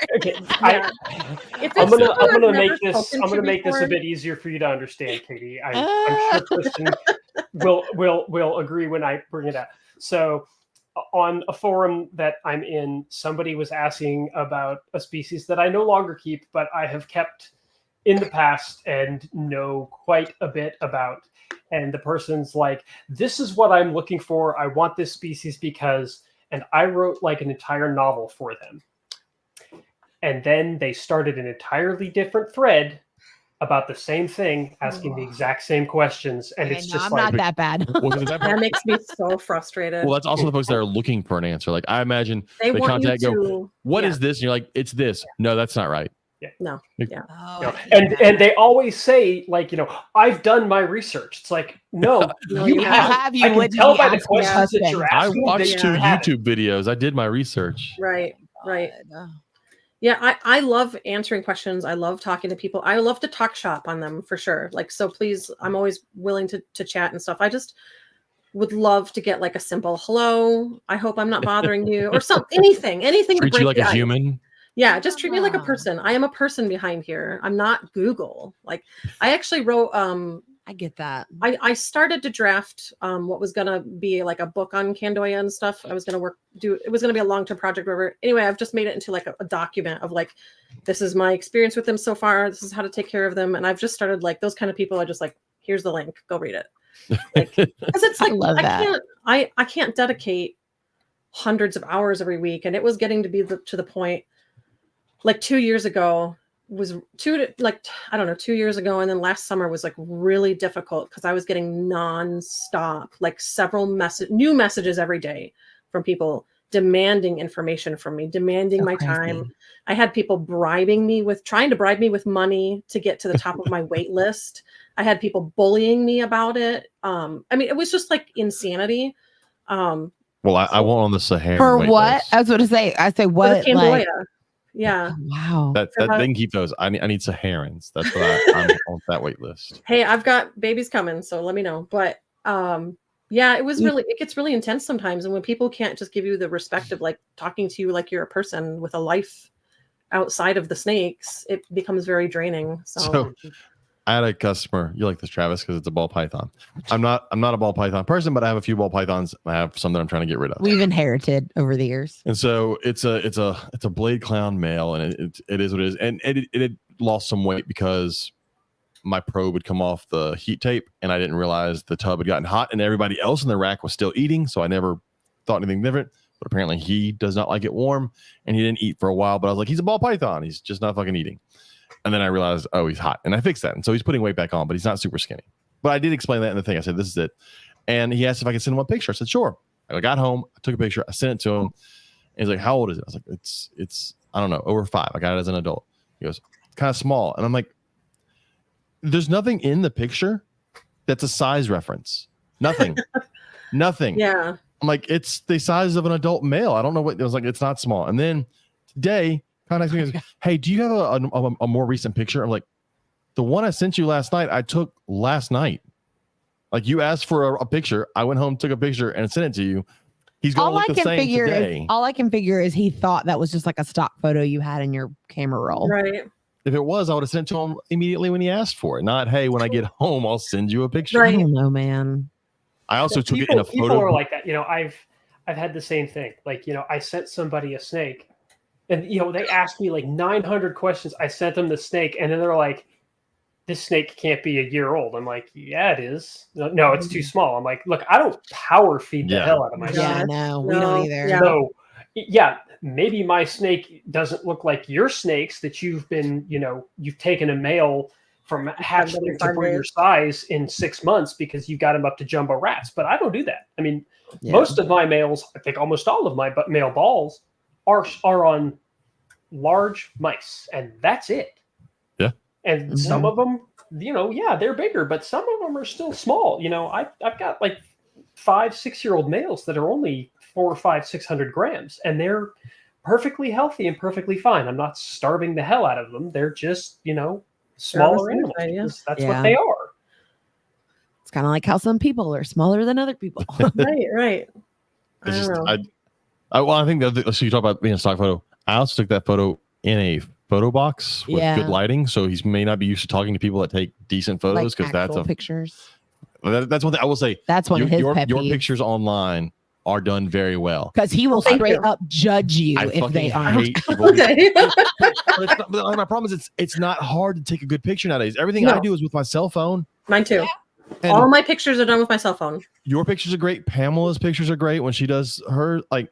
Yep. And it's all just a cell phone. It's not that hard. No. Like, but you'll see people that'll do it like in a car with like crap in the background in their lap. And I don't like taking Yeah. pictures when my nails aren't done. That Yeah. makes me sound super shallow, and I'm 100% okay with that because, as you can see, if you watch these videos, I really don't care. But if my hand is going to be in the picture, I need my hand to look professional. Yeah. At Okay, least that you makes not- sense. say that sounds unprofessional, but years ago, I heard somebody Travis was a hand say- model years ago. No, years ago, back in the Bush League days, I remember somebody, I can't remember who it was, but they said, you know, if you're trying to sell snakes, get your wife to hold the snake Yes. and have the picture taken that way because nobody wants to see your nasty, ugly man hands holding that snake. That's so funny. So even when I use an overhead projector in my classroom, like I never use it because I hate looking at my hands on the giant board in the front of my room.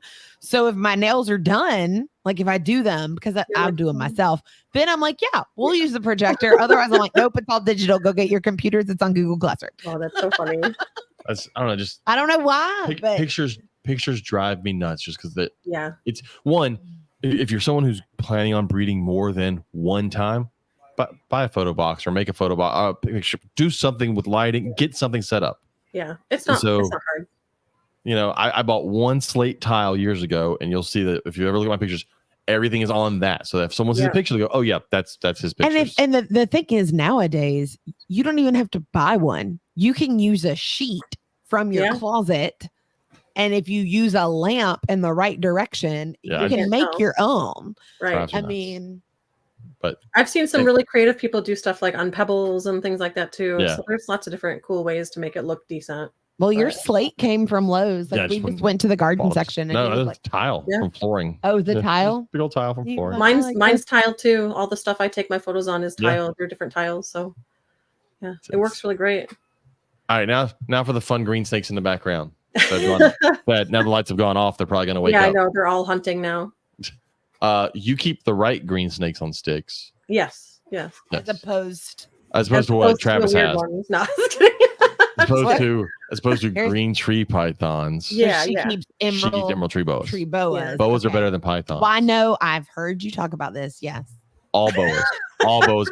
Even goofy ass sand Sometimes boas. I pay attention to you. I don't always, but sometimes I do. All boas are better. I've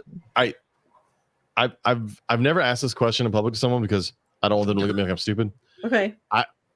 What's the difference? Can you tell the difference between emerald tree boas and the basins? Is it just locale, or are they how physically different are they? So they are separated by they're full species, not subspecies. Yeah, they're full species. Well, they're full species. So like it's definitely like you get roasted if you hybridize them and stuff. Like there are people that hybridize them and everyone's like, whoa, you know. Which is funny because green tree people don't give a shit. Right. They've realized lately that everything that they're breeding together is totally different, and they're all like, the designer we're cool lines. with it.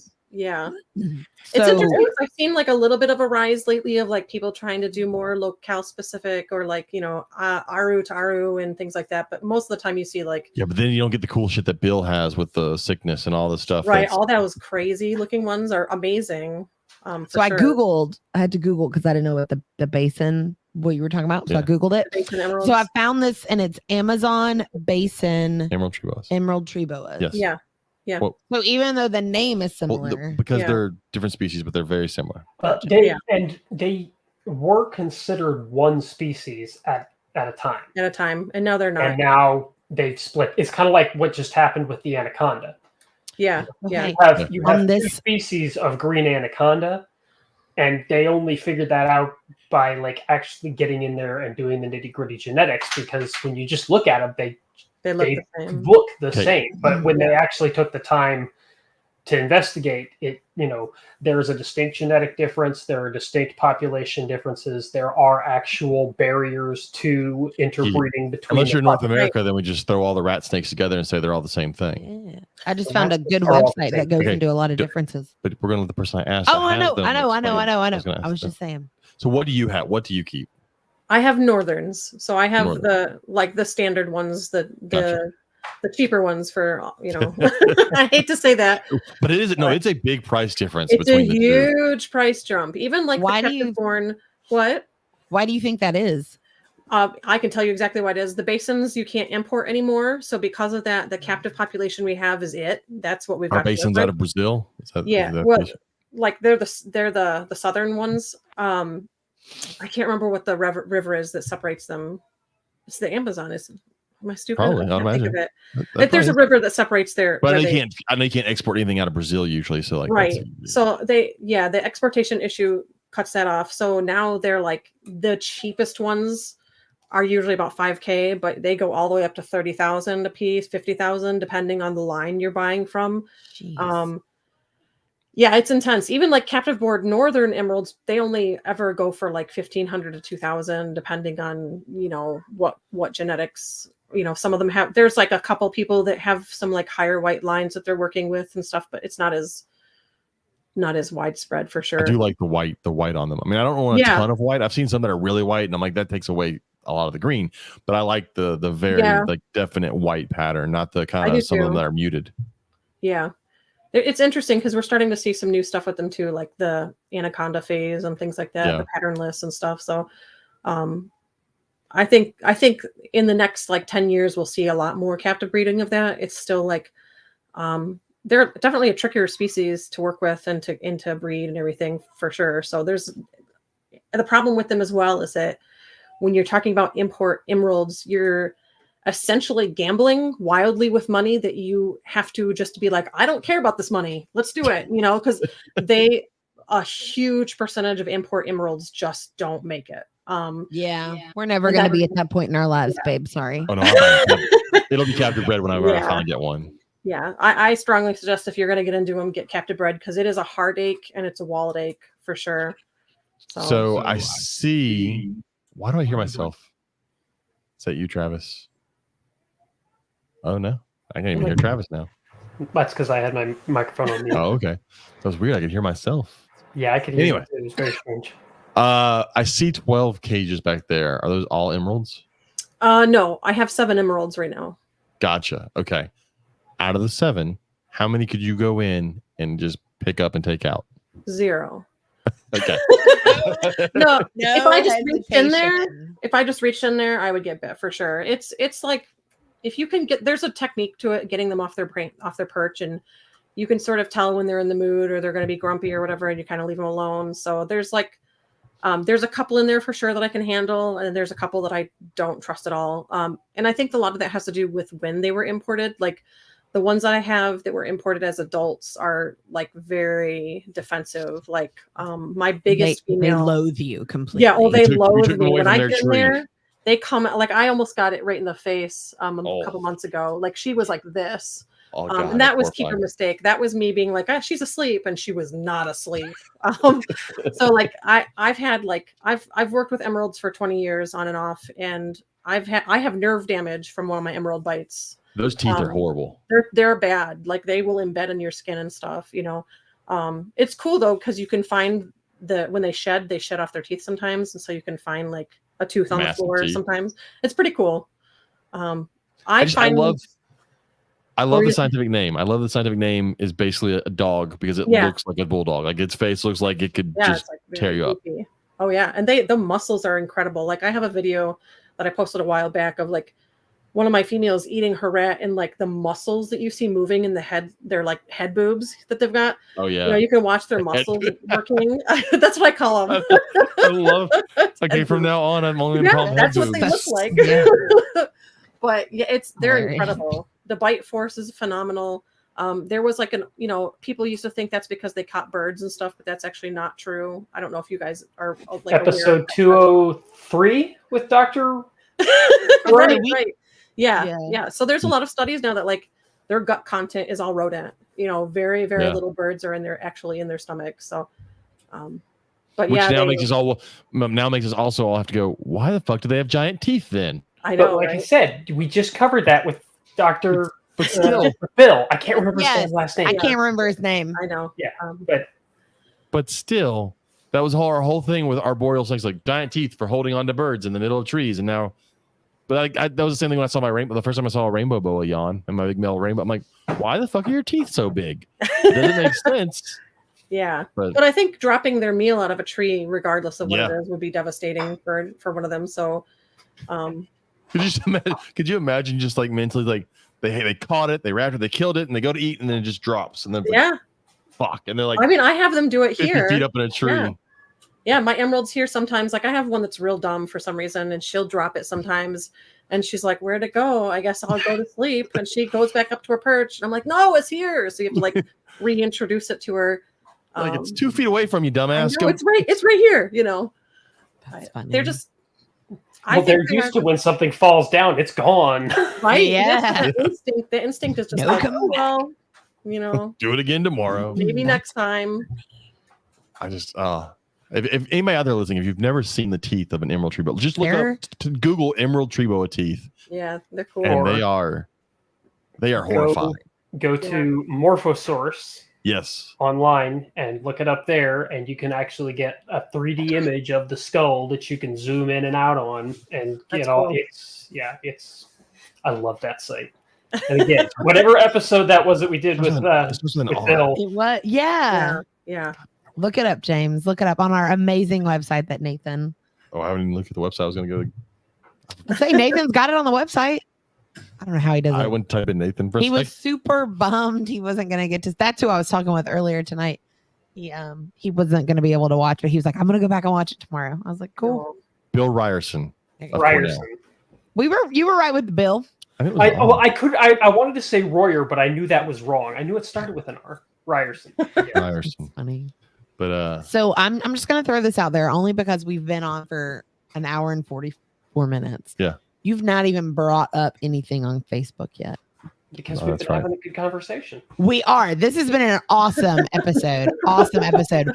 I haven't eaten anything. All right, I do want to bring up. So I didn't go over the question we posted last week. I didn't go over that, so I Yeah. left it. It said, "How important do you?" This is the question you came up with. How important do you think it is to observe and emulate natural diets and behaviors in your captive reptiles? Which we've kind of talked We about have talked a lot about. through this, For sure. but I want to go over some of the answers we got, and then we can kind of just hit on it again. Danielle, who was super excited that you're going to be on here because she's got Candolia from you. Yeah. She said it's very important. Not only do studies show that animals' cognitive function actually deteriorates without proper mental stimulation, but I've noticed a significant increase in the confidence of some of my rescue animals. My stunted retic has done a total 180 from who he was when I first rescued him. That's cool. I don't know if I could Pretty rescue a retic, but have at it. Yeah, no, thank you. I'm not. Yeah. That's a level of trust that I just would never have in an animal. I just like it's not happening. No. Our buddy Drew from the Learning Zoo said, extremely, these species evolved specifically to do certain things in a certain environment and run on a certain mix of nutrients. I'm really excited to see more pet owners discovering enrichment and growing and raising their own food. Joe Smith said, I think it's very important for the animals to be able to express natural behaviors. That's why they are designed to do. It's what they're designed to do, and denying them that feels a bit counterintuitive. As for diet, I think most species benefit from a varied diet in addition to different nutritional makeups. Varied food items lessen the dependence on rodents, which tend to be higher in fat, contribute to obesity, especially as snakes are often fed too often. Fat snakes are a big issue. And then our buddy Aaron King says, as much as you can, especially with tortoises and other herbivores, they didn't evolve to just be able to eat supermarket salad and lettuce, and often recommend learning what weeds they can eat and which can be picked out in the fields. Yeah, I one thing I love is, one thing I hate is my tortoises live in Louisiana. I currently live in Texas, and I miss them, but they have a big enough outdoor area that there's enough grass for them to naturally eat the grass. Like I don't have to be like, oh no, I have to go get a whole bunch of greens from the grocery store to feed them. They can eat natural grass, which is what they do in the wild. They're not going up and eating mustard greens in the wild. It's just not going to grow in Africa. But yeah, I know I'm guilty of being a rodent person. Like I just feed rodents. I'm boring, and I own boas, and here's the thing though, our lizards and our tortoises they get eat much better. Huge varied diet. Huge. They definitely eat much better. My red tails just eat rats. Every now and then I will buy, when they're on sale, I will get some quail and feed quail. But like the past of the hobby has me scared feeding quail, because there's always those stories of like, I fed quail and then the nails of the beak ripped a hole inside my snake. And I'm like, oh, wow. That's terrifying. The stories and the mealworm chewed its way out of the leopard gecko's. Yeah. I know. Yeah. I know. But I will feed like my pine snake. I definitely try to vary it up some, and I'll even vary it up with like the size. Like sometimes I'll feed my pine snake. Haven't we gotten chicks for him before? And sometimes I'll feed him a medium rat. And then sometimes I'll go in and I'll feed him a handful of mice, because he's naturally a nest raider, and that's how he would normally eat anyways. So I'll throw a whole handful of mice in there and let him and do that. And so I differ that up as well. But I know, Travis, you probably do a varied diet for some of your stuff too. Oh yeah, I do a varied diet for almost everything. Yeah. So the kukris get eggs and button quail chicks. The beak snakes get quail chicks, hopper mice, chicken necks, chicken hearts, chicken gizzards. Gross. Frog legs. Do people look at you weird when you grocery shop? Huh? Do people look at you weird when you grocery I shop? just look at them weird all the time. Yeah, but people just look at me weird, period. So we always get a lot of, man, y'all are so healthy. And I'm like, no, my animals are. Yeah. My biberoni, the females get a lot of quail. The males are pissants and will only take like hopper mice, but fine. Yeah. My gray band gets pretty much everything. My black milk gets pretty much everything. My Tannenbars both get quail or chicks. Are they your tannin bars or are they your daughter's tannin? Okay, one of them, the male is my daughter's, the female is mine. But say she had to write an entire paper to earn that snake, so don't she short her did. on that. Aw, that's funny. The rubber boas get rodents because that's what the rubber boas have, and that's what they eat pretty much predominantly. Yeah, it's, I just give them. Sometimes I just give them a hand. I usually just give them a handful of pinkies because they're nest raiders also. Yeah, I'll throw like a couple of handfuls of pinkies and fuzzies in little deli cups in different corners, and they scatter and go for the different corners. Wait. What was that again, Travis? Gotcha. Okay, just making sure. That's what I would do with the calibars too. I would have I had like 9 or 10 different places that I would stick a rat pup or 2 in throughout the cage, and they would all go to different parts of the cage to find them. Well, that's what I'm hoping with all this big tub together. That's kind of how I'm going to feed them. I'm gonna drop it in there and go, because the female is very much like, she doesn't strike, but she gets annoyed quickly. Yes. If I gotta feed her, she does the whole throw her body, and she'll make noise when she breathe like an exhale when she does it, and I'm like, all right, I get it. You don't want me to feed you, but the males are not as bad. The males are kind of like, oh, okay, you can leave it there. I'll get back to it whenever I want to. Yeah. Like I said, get a lot of hides for them, especially that female. She liked to hide a lot. Both of the females, I hardly ever saw them. I'd have to go looking for them. The males would come out a lot.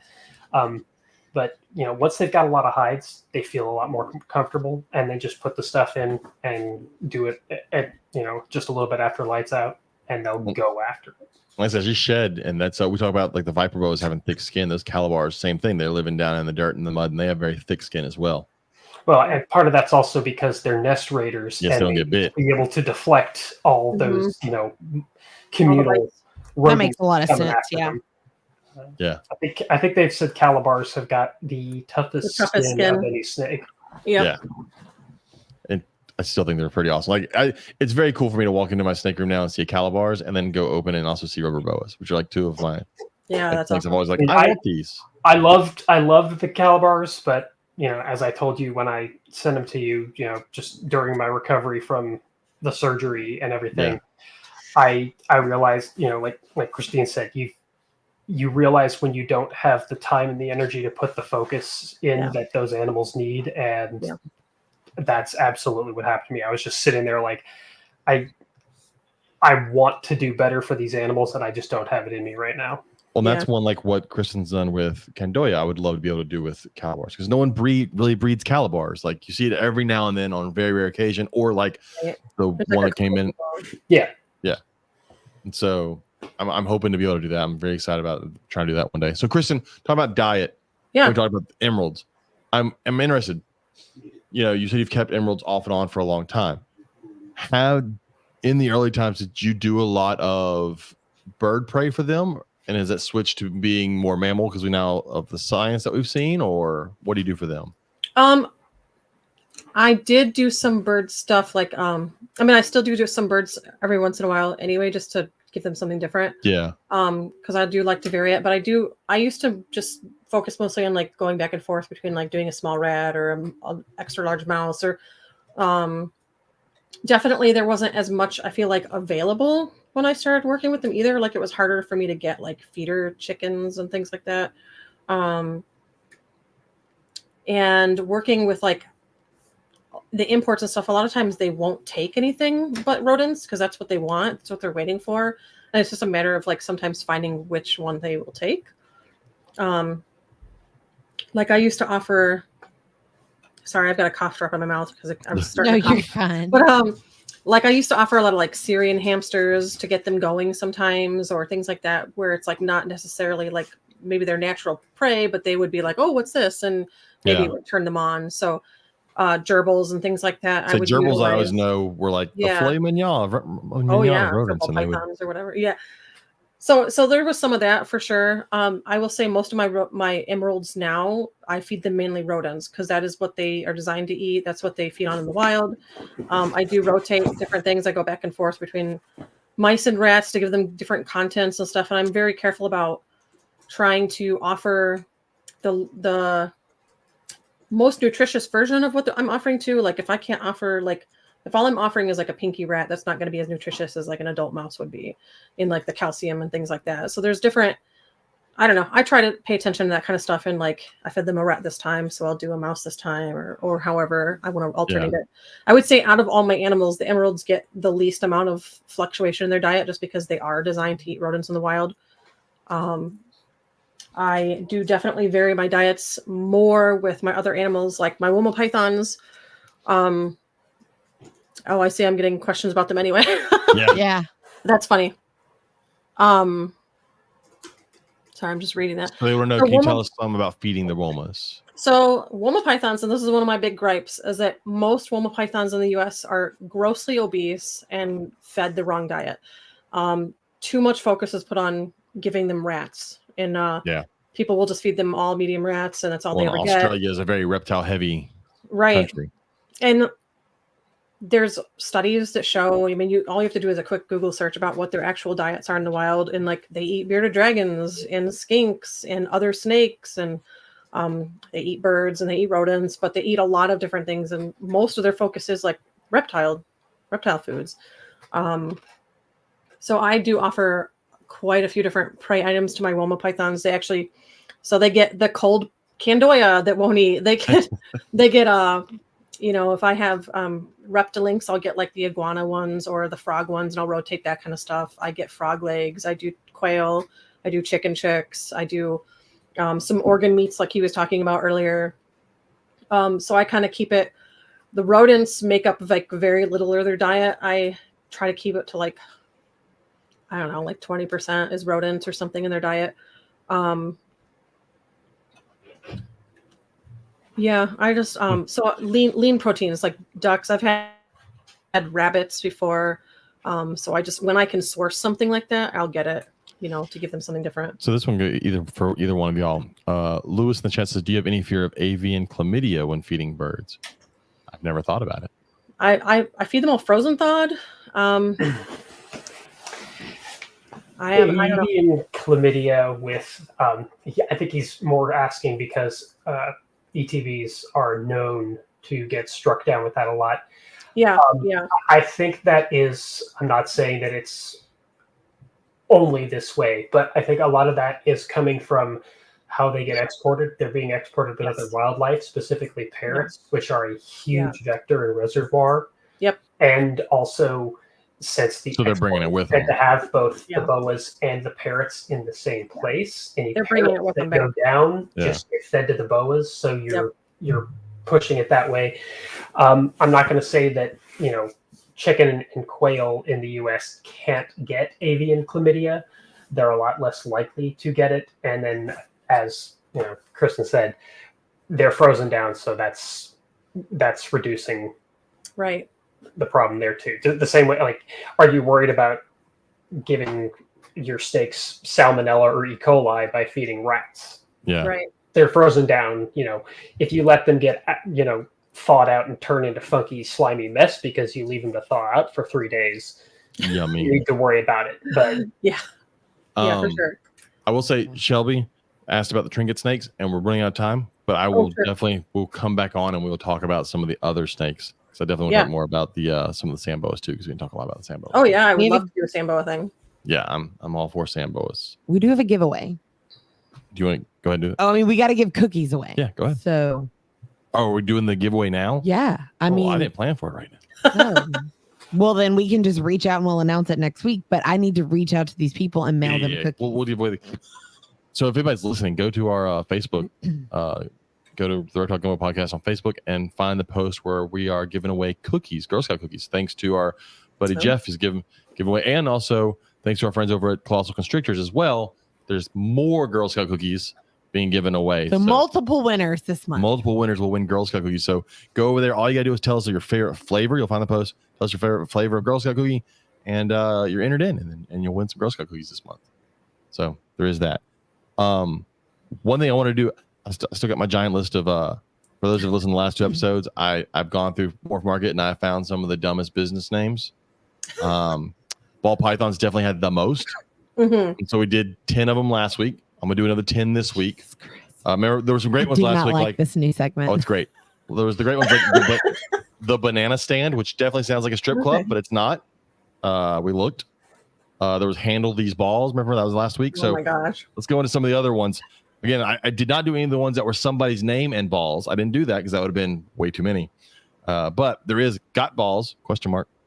Like got milk? Got Balls. Breakfast Ball Pythons. No, that just sounds like a food truck. What does that even mean? It sounds like a food truck. Here you go. Bad as Ball Pythons. Or balls. Bad as balls. AZZ because they're cool. Is balls with a Z on the end of it It's too? with an S. It's with an S. They missed an opportunity there. To sound dumber? Yes, they did. I don't understand this name as a business or anything else. Colorfully vulgar. Oh, That doesn't tell me anything about what they No. sell. Colorfully vulgar. I don't Maybe they He'll swear get a lot. James started on names that don't tell him anything. fucking change your business name. I didn't even add it in here, but I probably should. This That's one, because you've already ragged on me for about 6 hours total in the last 3 episodes that I've been on with you. the next one, insane, in the letter in, sane clown pythons. Do they have an apostrophe No. after the N? No, Ah, for those that understand insane clown posse, Yeah. to play on that, it's stupid. But here's another one. What Big is their Dick's logo? balls. what is I it? don't know. Big Dick's balls. Yeah. I need, again, as I go through these, I need people to understand this is the name they chose. So there was a list of names they didn't go with. And that they could have been settled- normal names. They could have been Yeah. professional. It could have been Richard's ball pythons. He's like, no. Big Dick's balls. That's better. So where did your name come from? Wait, hold on. I get to go to the dumber ones, then we'll go. This one I know because I've seen it in our shows. Army vet with balls. Just the dumb name. Reptile dysfunction. I mean, we're all a little dysfunctional. That's but not where they're going with that one. I know that's not where they're going. Trippin' Balls LLC. They made that an LLC. Wow. Yeah. Trippin' Balls LLC. And then the last one I'll do for this week is letter F, letter N, apostrophe, letter A. F-N-A balls. F-N-A balls. Okay. Oh my God. So I've got more next week, guys. We're gonna have Bob's balls on at some point, and so I'm not gonna do ball pythons on that episode because I make fun of his too. But so yeah, that was just a small sprinkling of the horrible names you see people settled on as their business name on Morph Market. Look, Stygian Exotics is not bad. They didn't try to do a pun on testicles or stuff. Oh no. I was just curious for the name. Well, like yours is simply serpent. She didn't say It's very- Yeah. That's what you do. Hers was you know? head boobs exotics for Oh, I should have done that. Dang it. head boobs exotics. Head boobs. Exotics. Anybody listening, if you breed Emerald, emerald, you there get you go. head It's boobs got to be exotics. head boobs. Oh my God. So where did you get your name from since you didn't go with head boobs?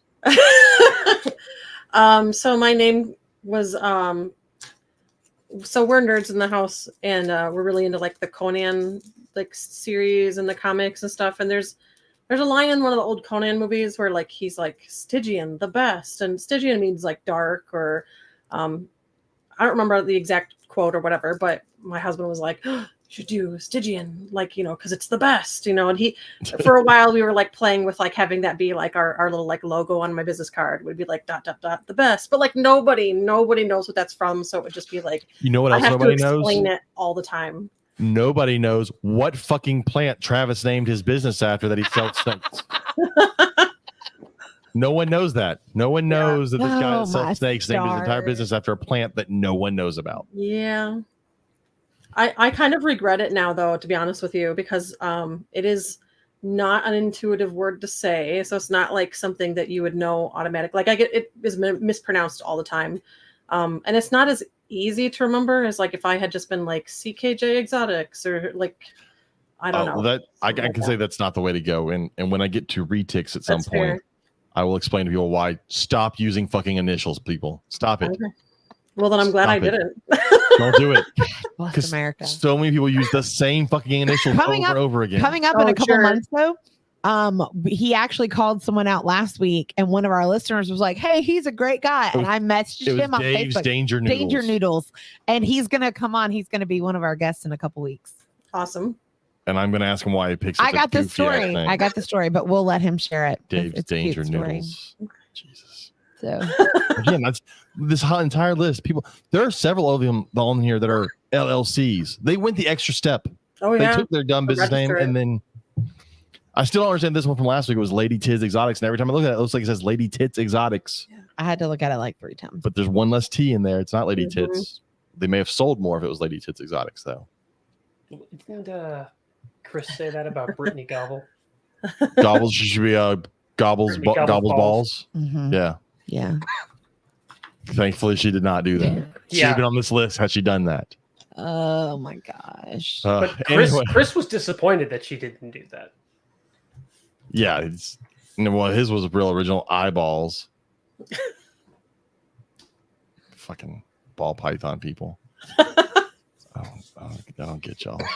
I don't. Yeah, see, your daughter's pointing at you right now. You can't see it, but I said ball python people, and she's pointing at you here. I'm going to show everybody. There's his daughter. She's pointing at her dad. He's a ball python person, no matter what he says. All right. Just everybody know that. With a stupid ass plant business name. Travis, if people want to get a hold of you, how can they get a hold of you? What's your email? There was a minute that I could actually do this whole little spiel for him, but it's been a minute. Go for it, Travis. All right, so you can reach me on Facebook, Travis Wyman. I am not the motocross racer. Please do not message that guy tries to ask about. You messaged him. snakes. We need to message that guy and see if he ever gets asked about snakes. Oh my God. If he says yes, we totally have to have him on the podcast. We have to get him on here with Travis. Let me get my I'll phone. message him. We got to message him right now and ask. You can find me on Instagram, snakes_n_bakes, snakes and bakes, or email me. It's not about weed, just so everybody knows he doesn't. It's not about weed. It's because I actually do baked goods. And email asplundii@gmail. Fucking Splendid. You can also find him on Morph Market. That's also his business name. Isn't that your business name on Morph Market? Asplundii Genetics on Morph Market. Asplundii Genetics. Weird ass. There are a crap ton of Travis Wyman people on Travis Facebook. Wyman people? Like, is it Yeah, like the name. There's a ton of people. one of them's a motocross, right? Well, his Facebook profile picture does not give that away because I'm scrolling through the list. Oh, I've seen him several times. Anyways, Kristen, if people want to get a hold of you, how can they get a hold of you? Stygian Exotics at gmail.com. Pretty much just Stygian Exotics on Facebook and Instagram. I tried to keep it easy and straightforward. And if you're in any of the Sambo groups, her pictures will pop up all the time. Yeah. It's her and Pamela. Those are the two pictures I see all the time. Or you and Pamela's pictures. Oh yeah. For us, if you want to reach out to us, it is the Reptile Gumbo podcast on everything and at gmail.com. Don't forget our Girl Scout giveaway. You can go get you some Girl Scout cookies. Don't forget, check out Herp's Reptile shows. Check out Lil's Shop of Horrors if you want some feeder rodents or feeder insects. And then also VivTech products if you need to get some LED UVB light bulbs, which I need to. I didn't even talk about. Oh, we did talk about I'm getting a blue tongue. I just wanted to throw that up there again. Wait, there's a lot going on in our life that we didn't talk about on this episode, but we can talk about it next week. We'll have some sad stuff next week as well. Yeah. We had some stuff die. It's okay. We'll leave it there and then we'll get back to it next week. But thanks everybody for listening. We're definitely gonna have to have Kristen on again so we can talk about the trinket snakes, which are cool because that's just one of those oddball things like Travis's oddball snakes that he keeps. And then so we'll be back next week. Kristen, hang around. Travis, hang around. Everybody else, we will see y'all in a week. Goodbye. Bye, everybody.